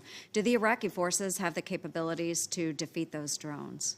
We are working on providing them the capabilities. Right now, they enjoy protection against these threats in a number of areas, largely because we have capabilities with our forces that are accompanying them and are located in their locations. Very good, thank you. And we also spoke about troop numbers yesterday and how random some of those numbers tend to be when you have that artificial boundary of a country line between Iraq and Syria. And if you could please share with the committee what is our role in that? Should that role be of troop numbers and where those troops are located be left up to our on-the-ground combatant commanders? If you could just share a little bit of that conversation. Senator, I think the more we can provide agility for our commanders on the ground to make decisions about where they need forces and when they need it, I think that's the most appropriate thing that can be done. I think we are most successful when we enable our very good and well-qualified leaders and people on the ground to make decisions in the situations in which they see it. So I am for making sure that we try to provide them the agility in the process around that. We certainly understand why it's important to look at things like numbers and stuff like that. It certainly drives our resources and budgeting and other aspects of that. So that certainly has to be taken into consideration. But I look at this more from a flexibility and agility standpoint for our commanders on the ground. Mm-hmm. Thank you very much. And General Waldhauser, thank you as well. As you know, Tunisia has sent more foreign fighters than any other country to join the ranks of ISIS abroad. And in addition to supplying the foreign fighters, Tunisia struggles with containing the terrorist activity on their own soil, and so much that they've had a physical wall built along the border with Libya in an attempt to deter terrorists from entering their country. Is AFRICOM currently equipped to address the potential influx of ISIS fighters returning home to Tunisia as we strike them elsewhere, whether it's in the Middle East or other places? Senator, I'd have to characterize Tunisia as one of the bright spots on the continent. They are in the process of transforming their military to be more capable of dealing with terrorist threats. They have purchased equipment from the United States, which we are helping them with right now, helicopters and the like. We have people on the ground who are training, advising, and assisting their special operations forces. And I believe the wall that you referred to is a technical equipment provided by DITRA as well as Germany to help them contain the foreign fighter flow back and forth between especially Libya and Tunisia. But the bottom line is they're a bright spot. I've visited them twice, and they're headed in the right direction. They are struggling with what to do with foreign fighters who return. But again, I think that's not a negative against them. Very good. Well, I appreciate it. Gentlemen, thank you very much for your input. Thank you. On behalf of Chairman McCain, let me recognize Senator Blumenthal.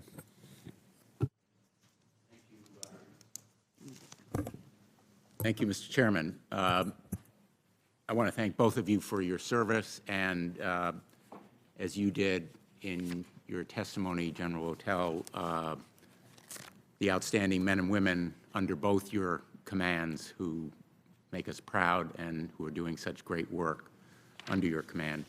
I want to join Senator King in thanking you for your testimony, which is a very, very enlightening for me elucidating outline of the challenges. And I would note for my colleagues, particularly in your description of the next generation of cyber warriors or the use of cyber warfare by our adversaries, going from the rather rudimentary weapons of the roadside bombs to the much more sophisticated use of cyber and, as my colleague has pointed out, drones and other challenges that face us there.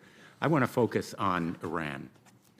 In response to Senator Fisher's question about whether Iranian aggression has increased since the nuclear treaty, you pointed out that their conduct there has been destabilizing. The word you used was destabilizing and abnormal. And of course, we know Iran has tested an anti-ship ballistic missile there, a new Russian-made S-300 missile air defense system, as well as harassing a Navy ship, the USS Invincible, in the Strait of Hormuz by sending an Iranian frigate within, I think, 150 yards, smaller boats within 600 yards. Last month, the Iranians fired a medium-range ballistic missile in violation of the U.S. Security Council resolution, resulting in United States sanctions enforcement against 25 individuals and entities. That action was in violation of the UN resolution, but none of these other activities are in violation of the nuclear agreement, are they? My understanding, Senator, is the nuclear agreement did not address any of those other aspects of the Iranian threat. But would you agree with me that they do demand a response from the United States? I would absolutely agree, Senator. And much more aggressive, not only sanctions, but warnings and actions against their partners in this effort, most prominently the Russians. I would agree. I think we should use a combination of both diplomatic and other security-related tools here, economic tools to address this concern. Would you agree with me that the Russians, through the Iranians, in effect, are testing us in that area because they are, in effect, aiding and abetting the Iranians in this increasing destabilizing activity?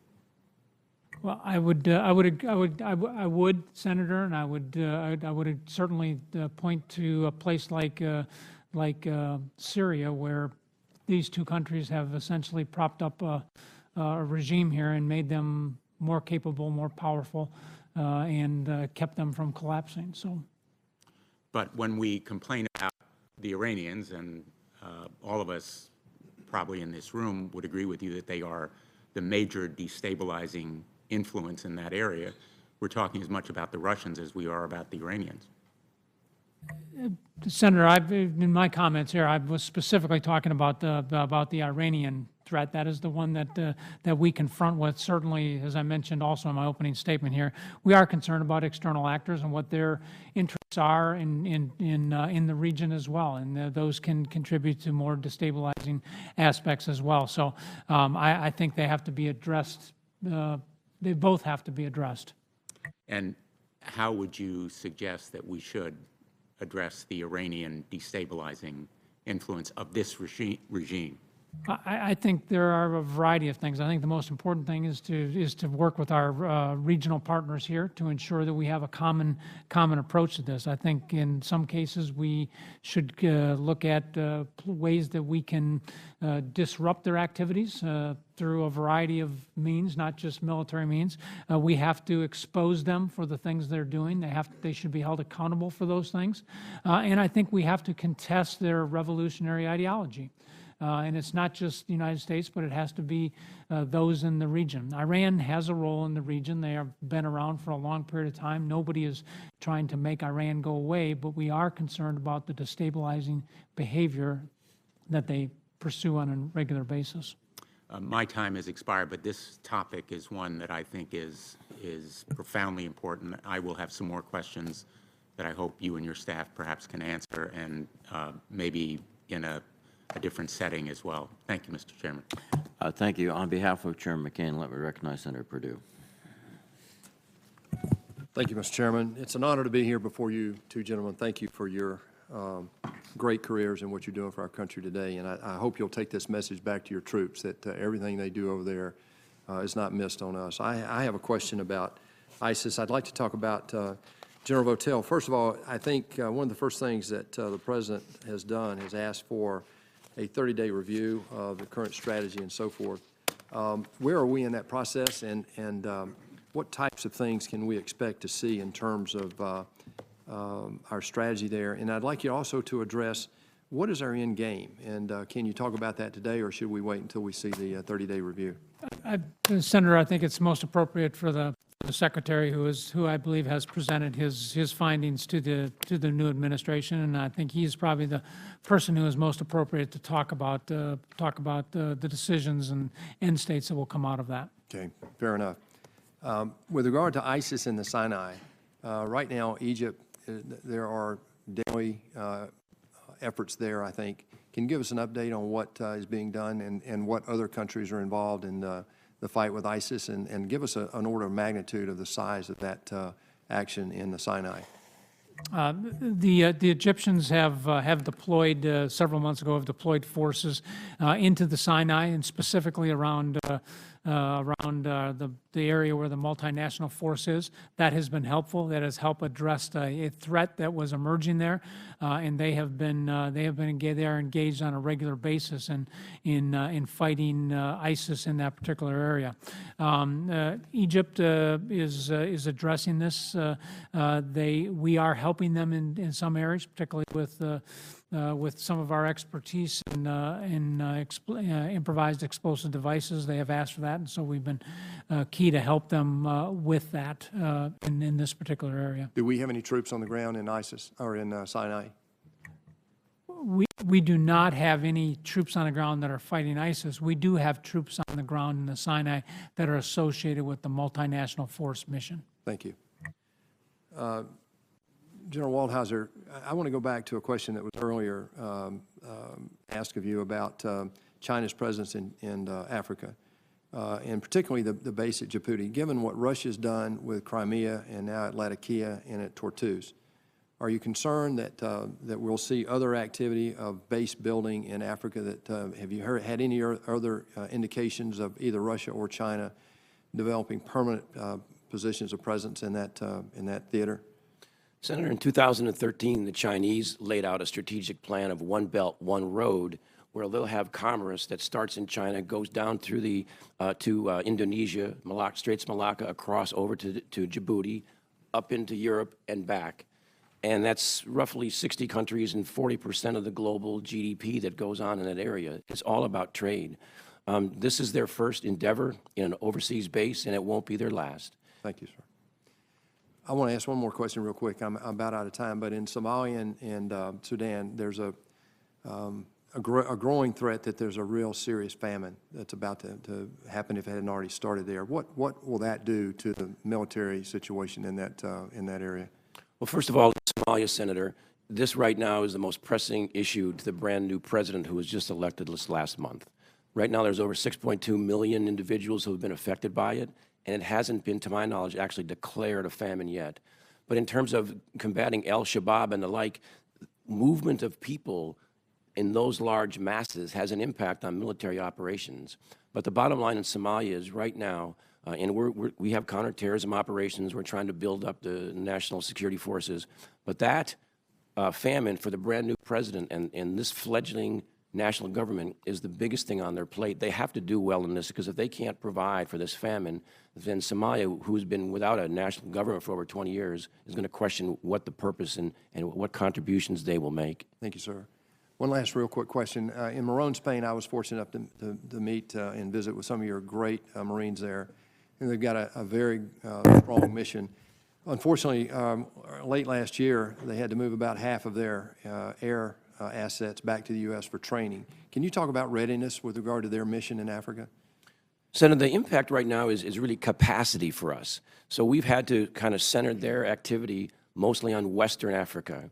And so some of the missions we have in Eastern Africa that they would be able to deploy to in the past, we'd have to coordinate with CENTCOM, and we've actually used Marines from the Oregon MU in CENTCOM on the ground in Djibouti to take care of crisis response activities, specifically South Sudan, that we had at that time. So the readiness of the airplanes has gotten better, but when you go from 12 to 6, the capacity is cut in half, and the impact is we've got to do a better job coordinating and sharing assets because the Africa's continent is extremely large. Yes, sir.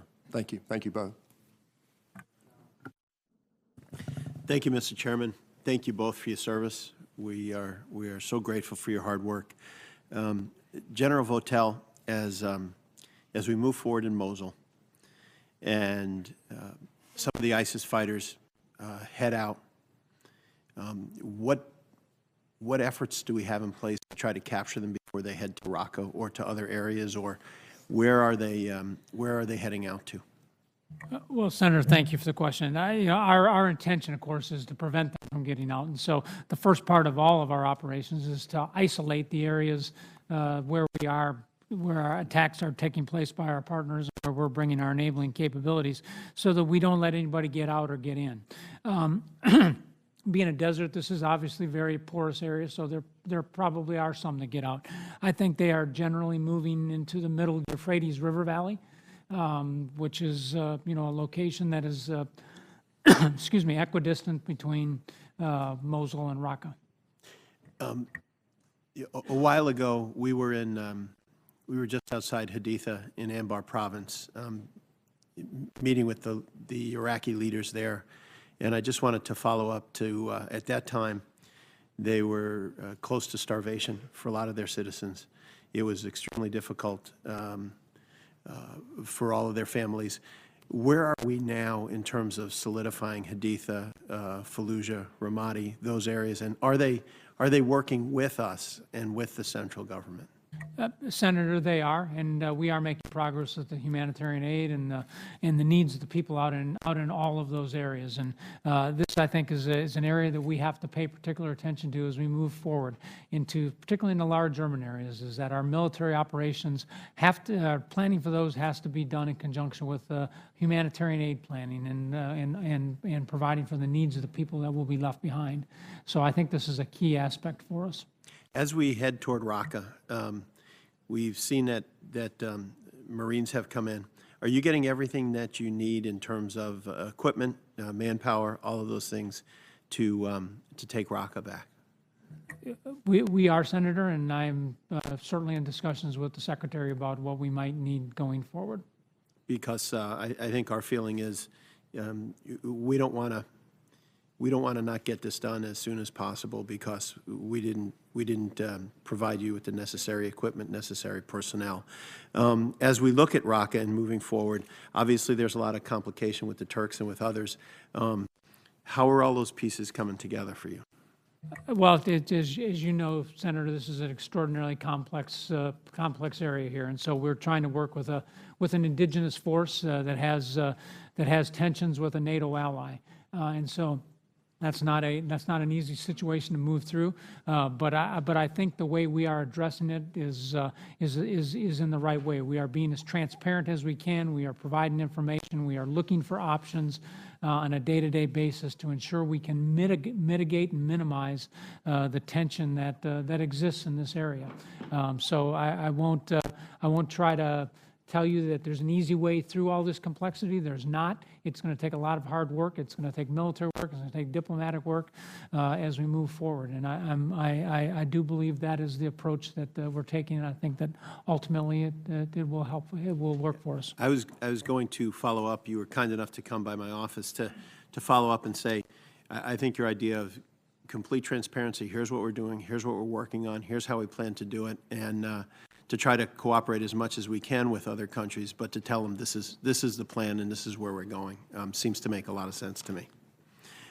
As you look at what has gone on in the Arabian Gulf, we just saw another incident with our ships recently, and as we move forward, the distances seem to be less. They get closer. They get closer.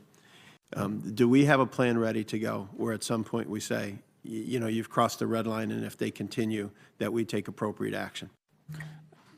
Senator, I am very confident in our ship captains and in our crews for them to deal with the situation. I do believe they have the right rules of engagement, they have the right tools to prevent things, and then in the case that prevention does not work or deterrence does not work, then they have the capabilities to defend themselves and take action. So I am very confident in our people. My guess is that there will become an X crosses Y point, and I just want to make sure that our captains and all of them are ready, and I have the same confidence.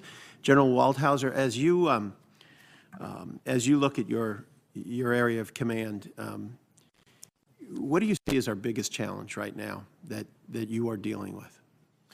Senator, I think the biggest challenge perhaps is the development piece for the demographics of a very youthful population. 41% of the continent is under the age of 15. We've got to find a way to get at education, healthcare, hopelessness, livelihood, and the like, in order to give those individuals a future. Because we could knock off all the ISIL in Boko Haram this afternoon by the end of the week, so to speak. Those ranks would be filled. We know from those who've kind of come out of the forest and given themselves up, so to speak, that the reason they joined was they needed a job, they needed a livelihood. It's not, for the most part, in those regions about ideology. That's not the driver. It's those factors I just talked about that drive them into that line of work because there's nothing else for them to do.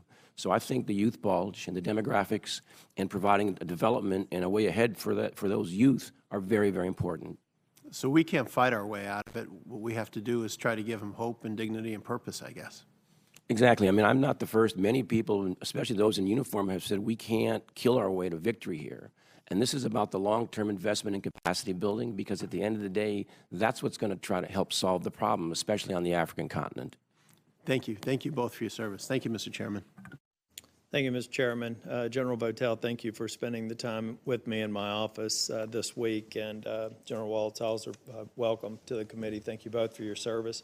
And I'll ask this of both of you. One area that I'd like to get your feedback on is foreign military financing, foreign military sales. To what extent do we need to focus on that with some of our partner nations that you believe is helpful to you completing your missions in each of your commands? And General Votel, we'll start with you. Thank you, Senator. I think foreign military funding, foreign military sales are extraordinarily important. You get more into specifics about certain areas where we need to really look at on a more immediate basis. I do. I think certainly looking at ballistic missile capabilities for some of our Gulf partners is an important area.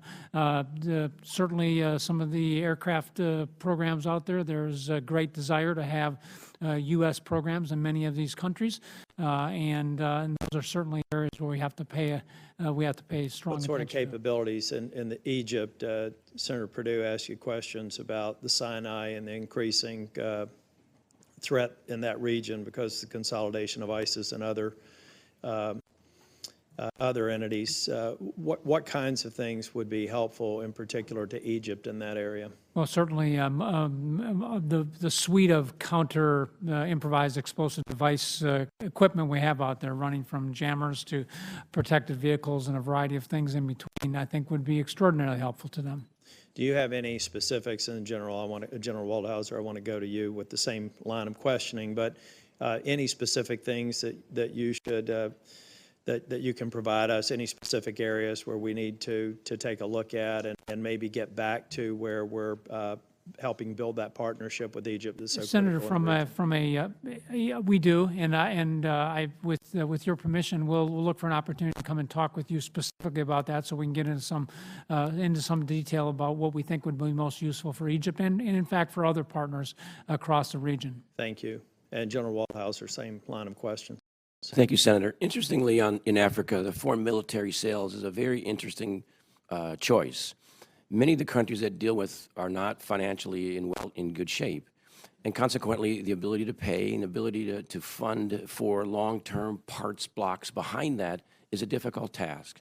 So I'm not suggesting that we should alter the rules or change the rules, but I think we need to be very flexible when we deal with some of these poor countries and make sure we understand their absorptive capability so that what we're selling them, they not only can use them in the first few years, but there'll be a parts block behind that, if you will. There'll be an institution, a logistical infrastructure behind that that will allow them to keep these a piece of equipment, whether they be vehicles or maybe C-130 airplanes, keep them in good shape for years to come.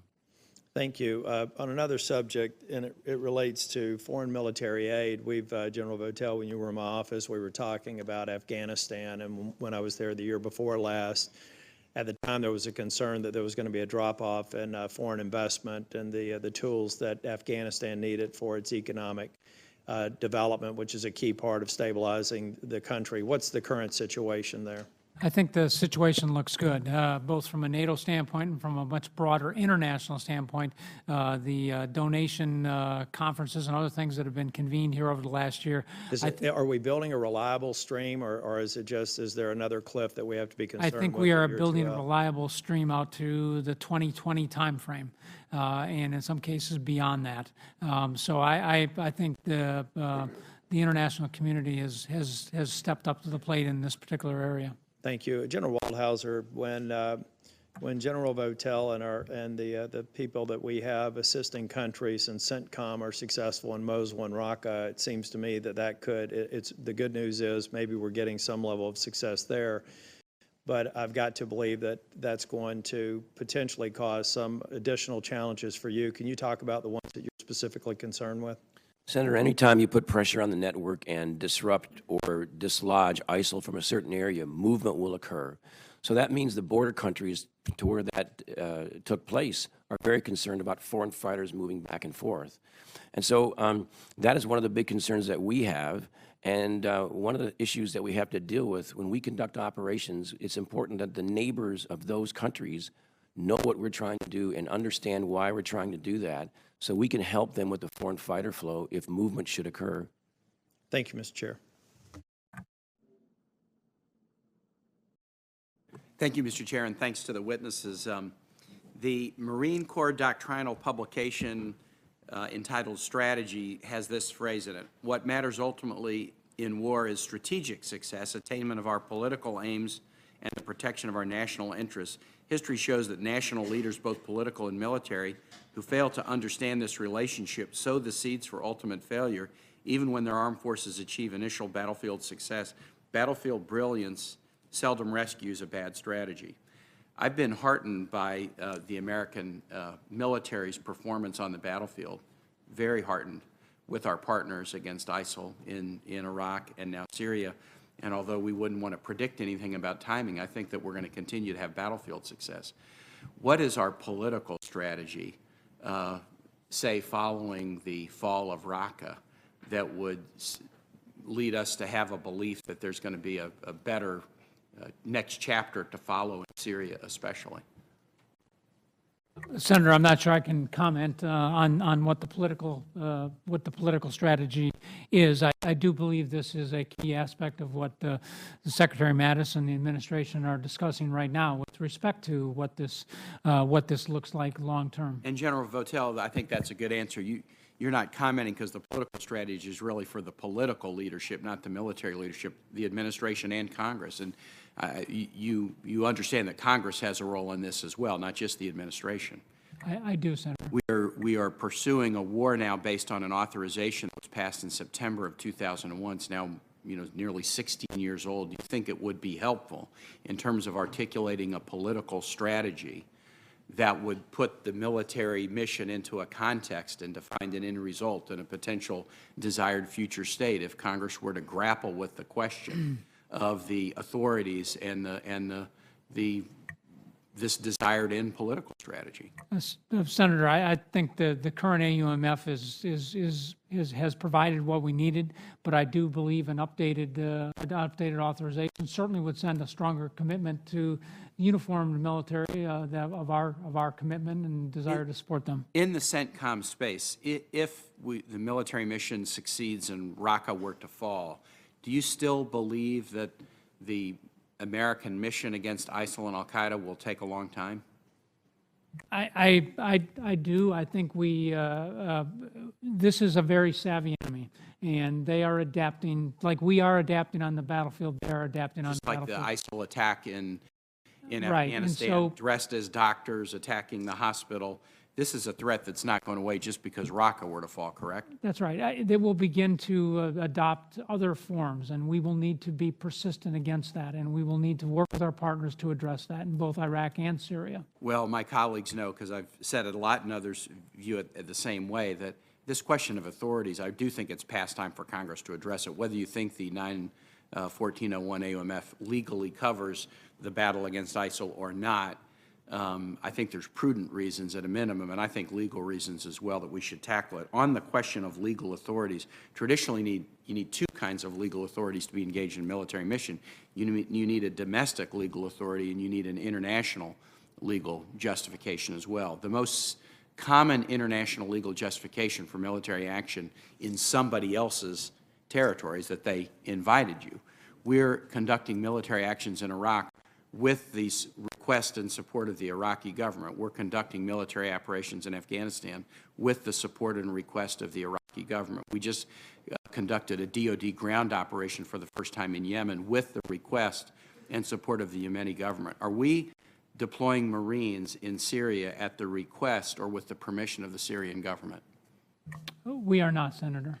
What is the international legal justification for the U.S. taking military action in another country without the request of that country? We've criticized nations such as Russia, for example, for undertaking military actions in the Ukraine or Crimea without the request of the government. Thank you, Senator. I think we certainly make a judgment about the ability of the government to make the decision in that case. I think in what we are doing in Syria, we are looking at that as an extension of the authority to operate from Iraq. Iraq has had us in, and we're cooperating with Iraq. We're there in Iraq at their request. But I guess the bottom line is there is no such request from Syria. We don't judge that government capable of making such a request. We don't really recognize the legitimacy of Bashar al-Assad's government. But you are saying that the international legal justification for American military action in a country that hasn't asked us is the fact that we're engaged in a military action in a country next door that has asked us? I believe we extend we are being extended that authority by our leadership to conduct those operations, principally because we are operating against an enemy that operates on both sides of that border. If I might, one last question with respect to Yemen. We have had hearings in this committee about the ground operation in Yemen, which to my knowledge was the first ground operation by DoD forces in Yemen. There were a number of questions raised by that. I don't want to go into the classified briefing we had, but questions about was the mission compromised in some way in the advance, what intel was gained, there was some after-the-fact justification of the mission using video that actually been taken in another mission. Is the DoD conducting an ongoing investigation of that mission to determine all lessons learned, what worked, what didn't, and what we can do better? Senator, thank you. And let me answer this a little more comprehensively. Great. First and foremost, I am responsible for this mission. I am the CENTCOM commander, and I'm responsible for what's done in my region and what's not done in my region. So I accept the responsibility for this. We lost a lot on this operation. We lost a valued operator. We had people wounded. We caused civilian casualties, lost an expensive aircraft. We did gain some valuable information that will be helpful for us.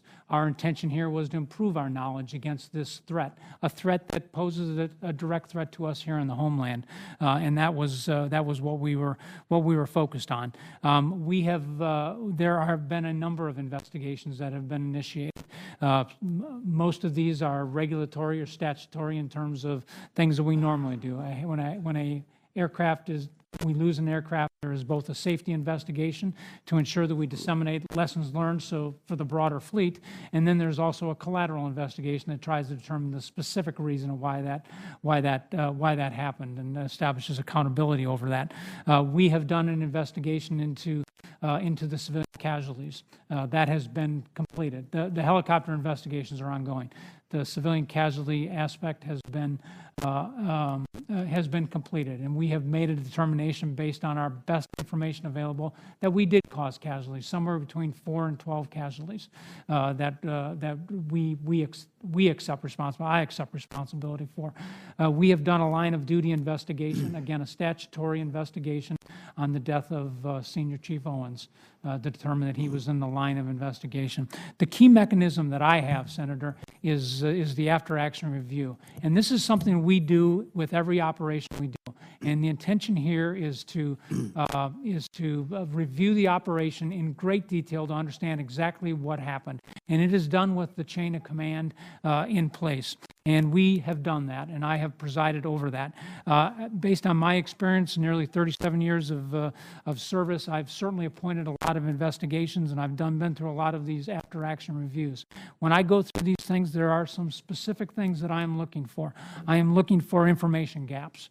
Where we can't explain what happened in a particular situation, or we have conflicting information between members of the organization. I'm looking for indicators of incompetence or poor decision making or bad judgment throughout all of this. So what I can tell you is that we did an exhaustive after-action review on this. I presided over that. It was to me. It went down to a level that included people who were on the specific objective. As a result of that, I was satisfied that none of those indicators that I identified to you were present. I think we had a good understanding of exactly what happened on this objective, and we've been able to pull lessons learned out of that we will apply in future operations in the past. And as a result, I made the determination that there was no need for an additional investigation into this particular operation. Investigation that continues is the investigation over the loss of the helicopters is still not complete. That is correct, Senator. Thank you, Mr. Chair. Just to follow up, General, there's been a lot of conversation about this particular mission, and the point that some of us are trying to make, that the heroism and sacrifice of those who serve has nothing to do with the mission itself. In other words, we honor their sacrifice no matter what happened in the mission. And when you have women and children killed, as you pointed out, lost for $70 million aircraft, you do not capture anyone as was part of the mission. That mission is not a success. But that happens in war. There's a thing called the fog of war. They did the best they could under very difficult circumstances. And I hope in the process of your investigation, when heavy fire was encountered, why the decision was made to continue the mission. I still don't think this committee has an answer to that question. But it does not question the loyalty and sacrifice and bravery when we question the mission. And unless we tell the American people the truth, the absolute truth, then we are going to revisit another war a long time ago where we didn't tell the American people the truth, and we paid a very heavy price for it. There's 55,000 names engraved in black granite not far from here. And the American people were not told the truth about whether we were succeeding or failing in that war. And then because of that, it all collapsed. So I hope that we won't forget that lesson. And in no way does it detract from the heroism and professionalism and sacrifice of the brave men and women who serve under your command. Senator McCaskill. Thank you, Mr. Chairman. I just want to underline the comments you just made, and I do think it's important that we get answers to the questions about what happened at that moment in very difficult circumstances, admittedly, that heavy fire occurred and the decision was made to continue. And I'm also anxious to have the questions answered about the real value of the intelligence that was gathered. I think there has been some mixed signals about the value of the intelligence that was gathered. I want to talk to you today. I've spent an awful lot of time working on contracting and contingencies. And I remember my very first trip to Iraq included a stop in Kuwait to look at contracting. And I had an encounter with a general there that I will never forget. I will always admire him for being so honest with me, because I was pointing out all of these massive problems with contracting, especially Log Cap 1, Log Cap 2, and all of those associated contracts. And he looked at me and he said, Senator, I wanted 3 kinds of ice cream in the mess yesterday, and I don't care how much it cost. Now, while I admired him for his honesty, it kind of underscored for me that contracting oversight was not a core capability many times within commands, within contingencies. If it were, we wouldn't have this long trail of mistakes made going all the way back to Kosovo on contracting. So I was upset yesterday when I saw the DODIG report coming out of Kuwait, where they said that ineffective monitoring of contractor performance for the Kuwait base operations, particular concern that the contracting officer representatives, which we've worked very hard. I mean, at the point in time I was over there, it was the worst guy in the unit got handed the clipboard, had no idea what he was supposed to do in terms of contracting oversight, and didn't do much. We've done a lot of work on this, training and making sure people understand, and with standing up the contracting command. So the fact that there is no consistent surveillance of these contracts in Kuwait, no assurance that the contract requirements have been met, and the entire $13 million performance bonus was paid, even though it's not clear that it was earned. And maybe most worrisome, this environmental and health hazard that has been allowed to languish. It's fairly clear from reading this report that a stagnant wastewater lagoon went unresolved, that it was probably never constructed correctly, and it's really impacting the health and safety of some of our men and women that are stationed there. So I need you to reassure me that we have not taken our eye off the importance of contracting oversight. And this is not just you, this is also the ACC and the 408th Contracting Support Brigade. Thank you, Senator. I absolutely agree with you, and I recognize my responsibility as the CENTCOM commander and as a senior leader in the Department of Defense to ensure that the expenditure of our national treasure and our resources is done in an effective and efficient manner. And I look forward to an opportunity to talk with you specifically about this situation in Kuwait. I would like that very much, and we'll look forward to hearing from you directly, because I want to, the thing that was the most frustrating about the contracting through much of the Iraq conflict, before we did the contracting reforms that the Wartime Contracting Commission set out, and we codified all of those, most of them in this committee. It was, the amount of money that was wasted was astounding, and we just can't afford it. We just can't afford it. Let me briefly, in the time I have remaining, I know that they have covered Russia as it relates to what's been going on in Afghanistan. I'm not sure that it's been touched on what's going on in Nigeria. And I would love you to speak to that, General Waldhauser, about the fact that we refused to sell on the Cobra attack helicopters because of the history of human rights problems. And undeterred by that history, of course, Russia stepped up and now sold them attack helicopters and now training the Nigerian military, including the special forces, instead of the United States. Could you give us any assessment of the impact of that Russia has stepped in where our better judgment said it wasn't a good idea and is now taking on that primary role with the Nigerian special forces?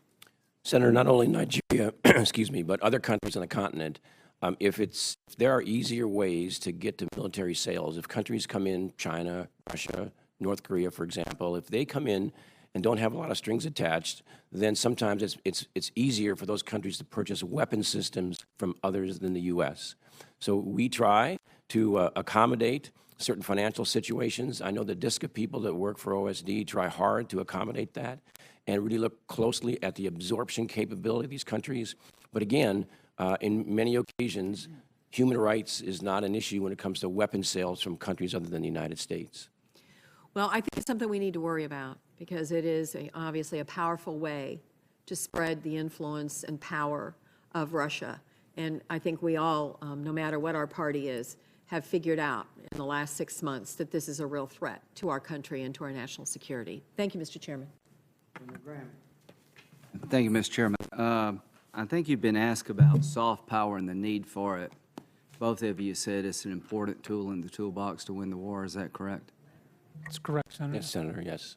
And your war fighters extraordinaire, so I appreciate you putting a plug in for soft power. Let me dig in a bit. Can you win the war without it? I don't believe you can, Senator. You can, you have, everything comes from security. Once you have a secure environment, development needs to take place, and that's where soft power kicks in. I agree with General Waldhauser. So really, this war is about a glorious death being offered by the terrorist and a hopeful life by the rest of the world. Is that a pretty good description of what we're trying to do, is offer a hopeful life to compete with a glorious death? I think in very general terms, I think it is about that. It is about offering alternatives to people to the Right. situations that they find themselves in. And the good news is that most people over there don't want what ISIL is selling. There's not a big demand for that product. Is that a fair statement? Certainly on the African continent, that's true, very true. I would agree with that, Senator. Very few fathers and mothers want to turn their daughters over to ISIL if they don't have to. Is that a fair statement? It is, Senator. Yes, Senator, it's fair. Is it a fair statement we're not going to win this war without partners in the faith? The only way you can win this war is have fellow Muslims fighting with us against ISIL. It's my view that we have to have local forces engaged in this. That's what by, with, and through is all about, Senator. Okay, and is it fair to say that most people in the faith reject this hateful ideology? That is true, Senator. I agree. So I want the committee to understand that any budget we pass that guts the State Department's budget, you will never win this war. As a matter of fact, ISIL will be celebrating.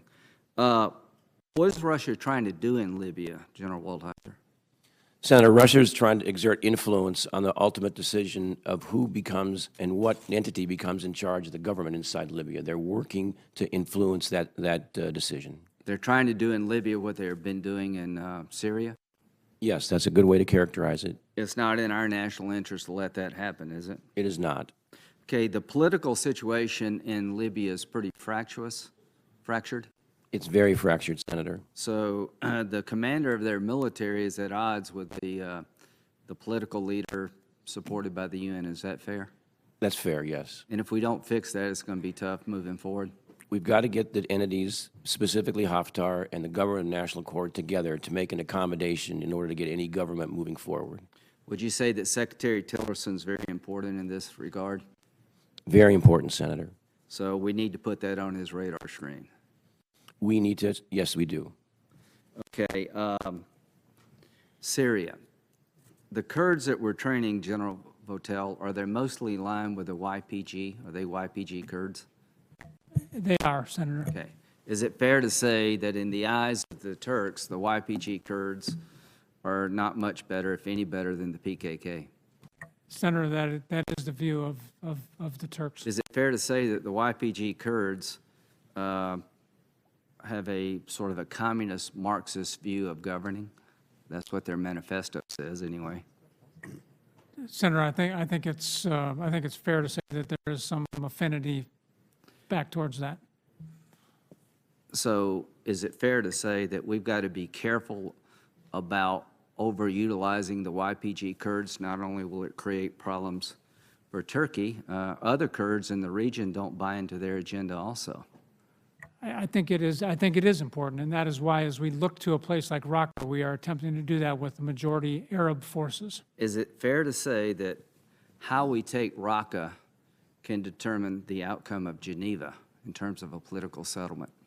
I think it's certainly a key operation that will support that. Is it fair to say that the balance of power on the ground in terms of Assad's regime, and he's in a good spot? He is in a better position than he was a year ago. That the opposition has basically melted away because Russia, Iran, and Assad have gone after them full-throated. The support that's been provided by Russia and Iran have certainly enabled the regime. Is it fair to say that most Syrians want two things, to get rid of ISIL, but also to get rid of Assad because he slaughtered their families? The Syrians that I've talked to, I think would agree with that. Is it fair to say it's in our national security interest for Damascus not to be handed over to Assad, a proxy for Iran, in any final settlement, that you cannot have Iran dominating Damascus? Senator, I think that is, that's certainly a decision for our political leadership to make, but it's certainly, I think there is a strong census that way. Final thought. How we take Raqqa will determine if we can get a political settlement in Geneva. If we don't change the balance of military power on the ground, go outside of this Kurdish construct, reassure the Arabs that we're a better partner than we've been in the past, we're going to give Damascus to the Iranians. If we'll help those Syrian Arabs who want to fight and take their country back from Assad and his brutal dictatorship, I think we can change the balance of power on the ground and get a better deal in Geneva. So if the Trump administration is listening, how you take Raqqa will determine how successful we are in neutralizing Iranian influence and Russian influence. Mr. Chairman, you've been terrific on this issue. I want to thank you for your leadership. I thank you. I thank you, generals, for your appearance here this morning. It's been very helpful to the committee and to the United States Senate. I know it's not your favorite pastime, but I think it's very important that we hear directly from you. We thank you for your leadership, and we do want you to be assured that we'll do everything we can to support you as we go through what is a very complicated and difficult challenge. Senator Reid? I simply want to thank you, gentlemen, for your service and for your testimony today, and please relay our thanks to the men and women who serve so well with you. Thank you very much. Hearing is adjourned.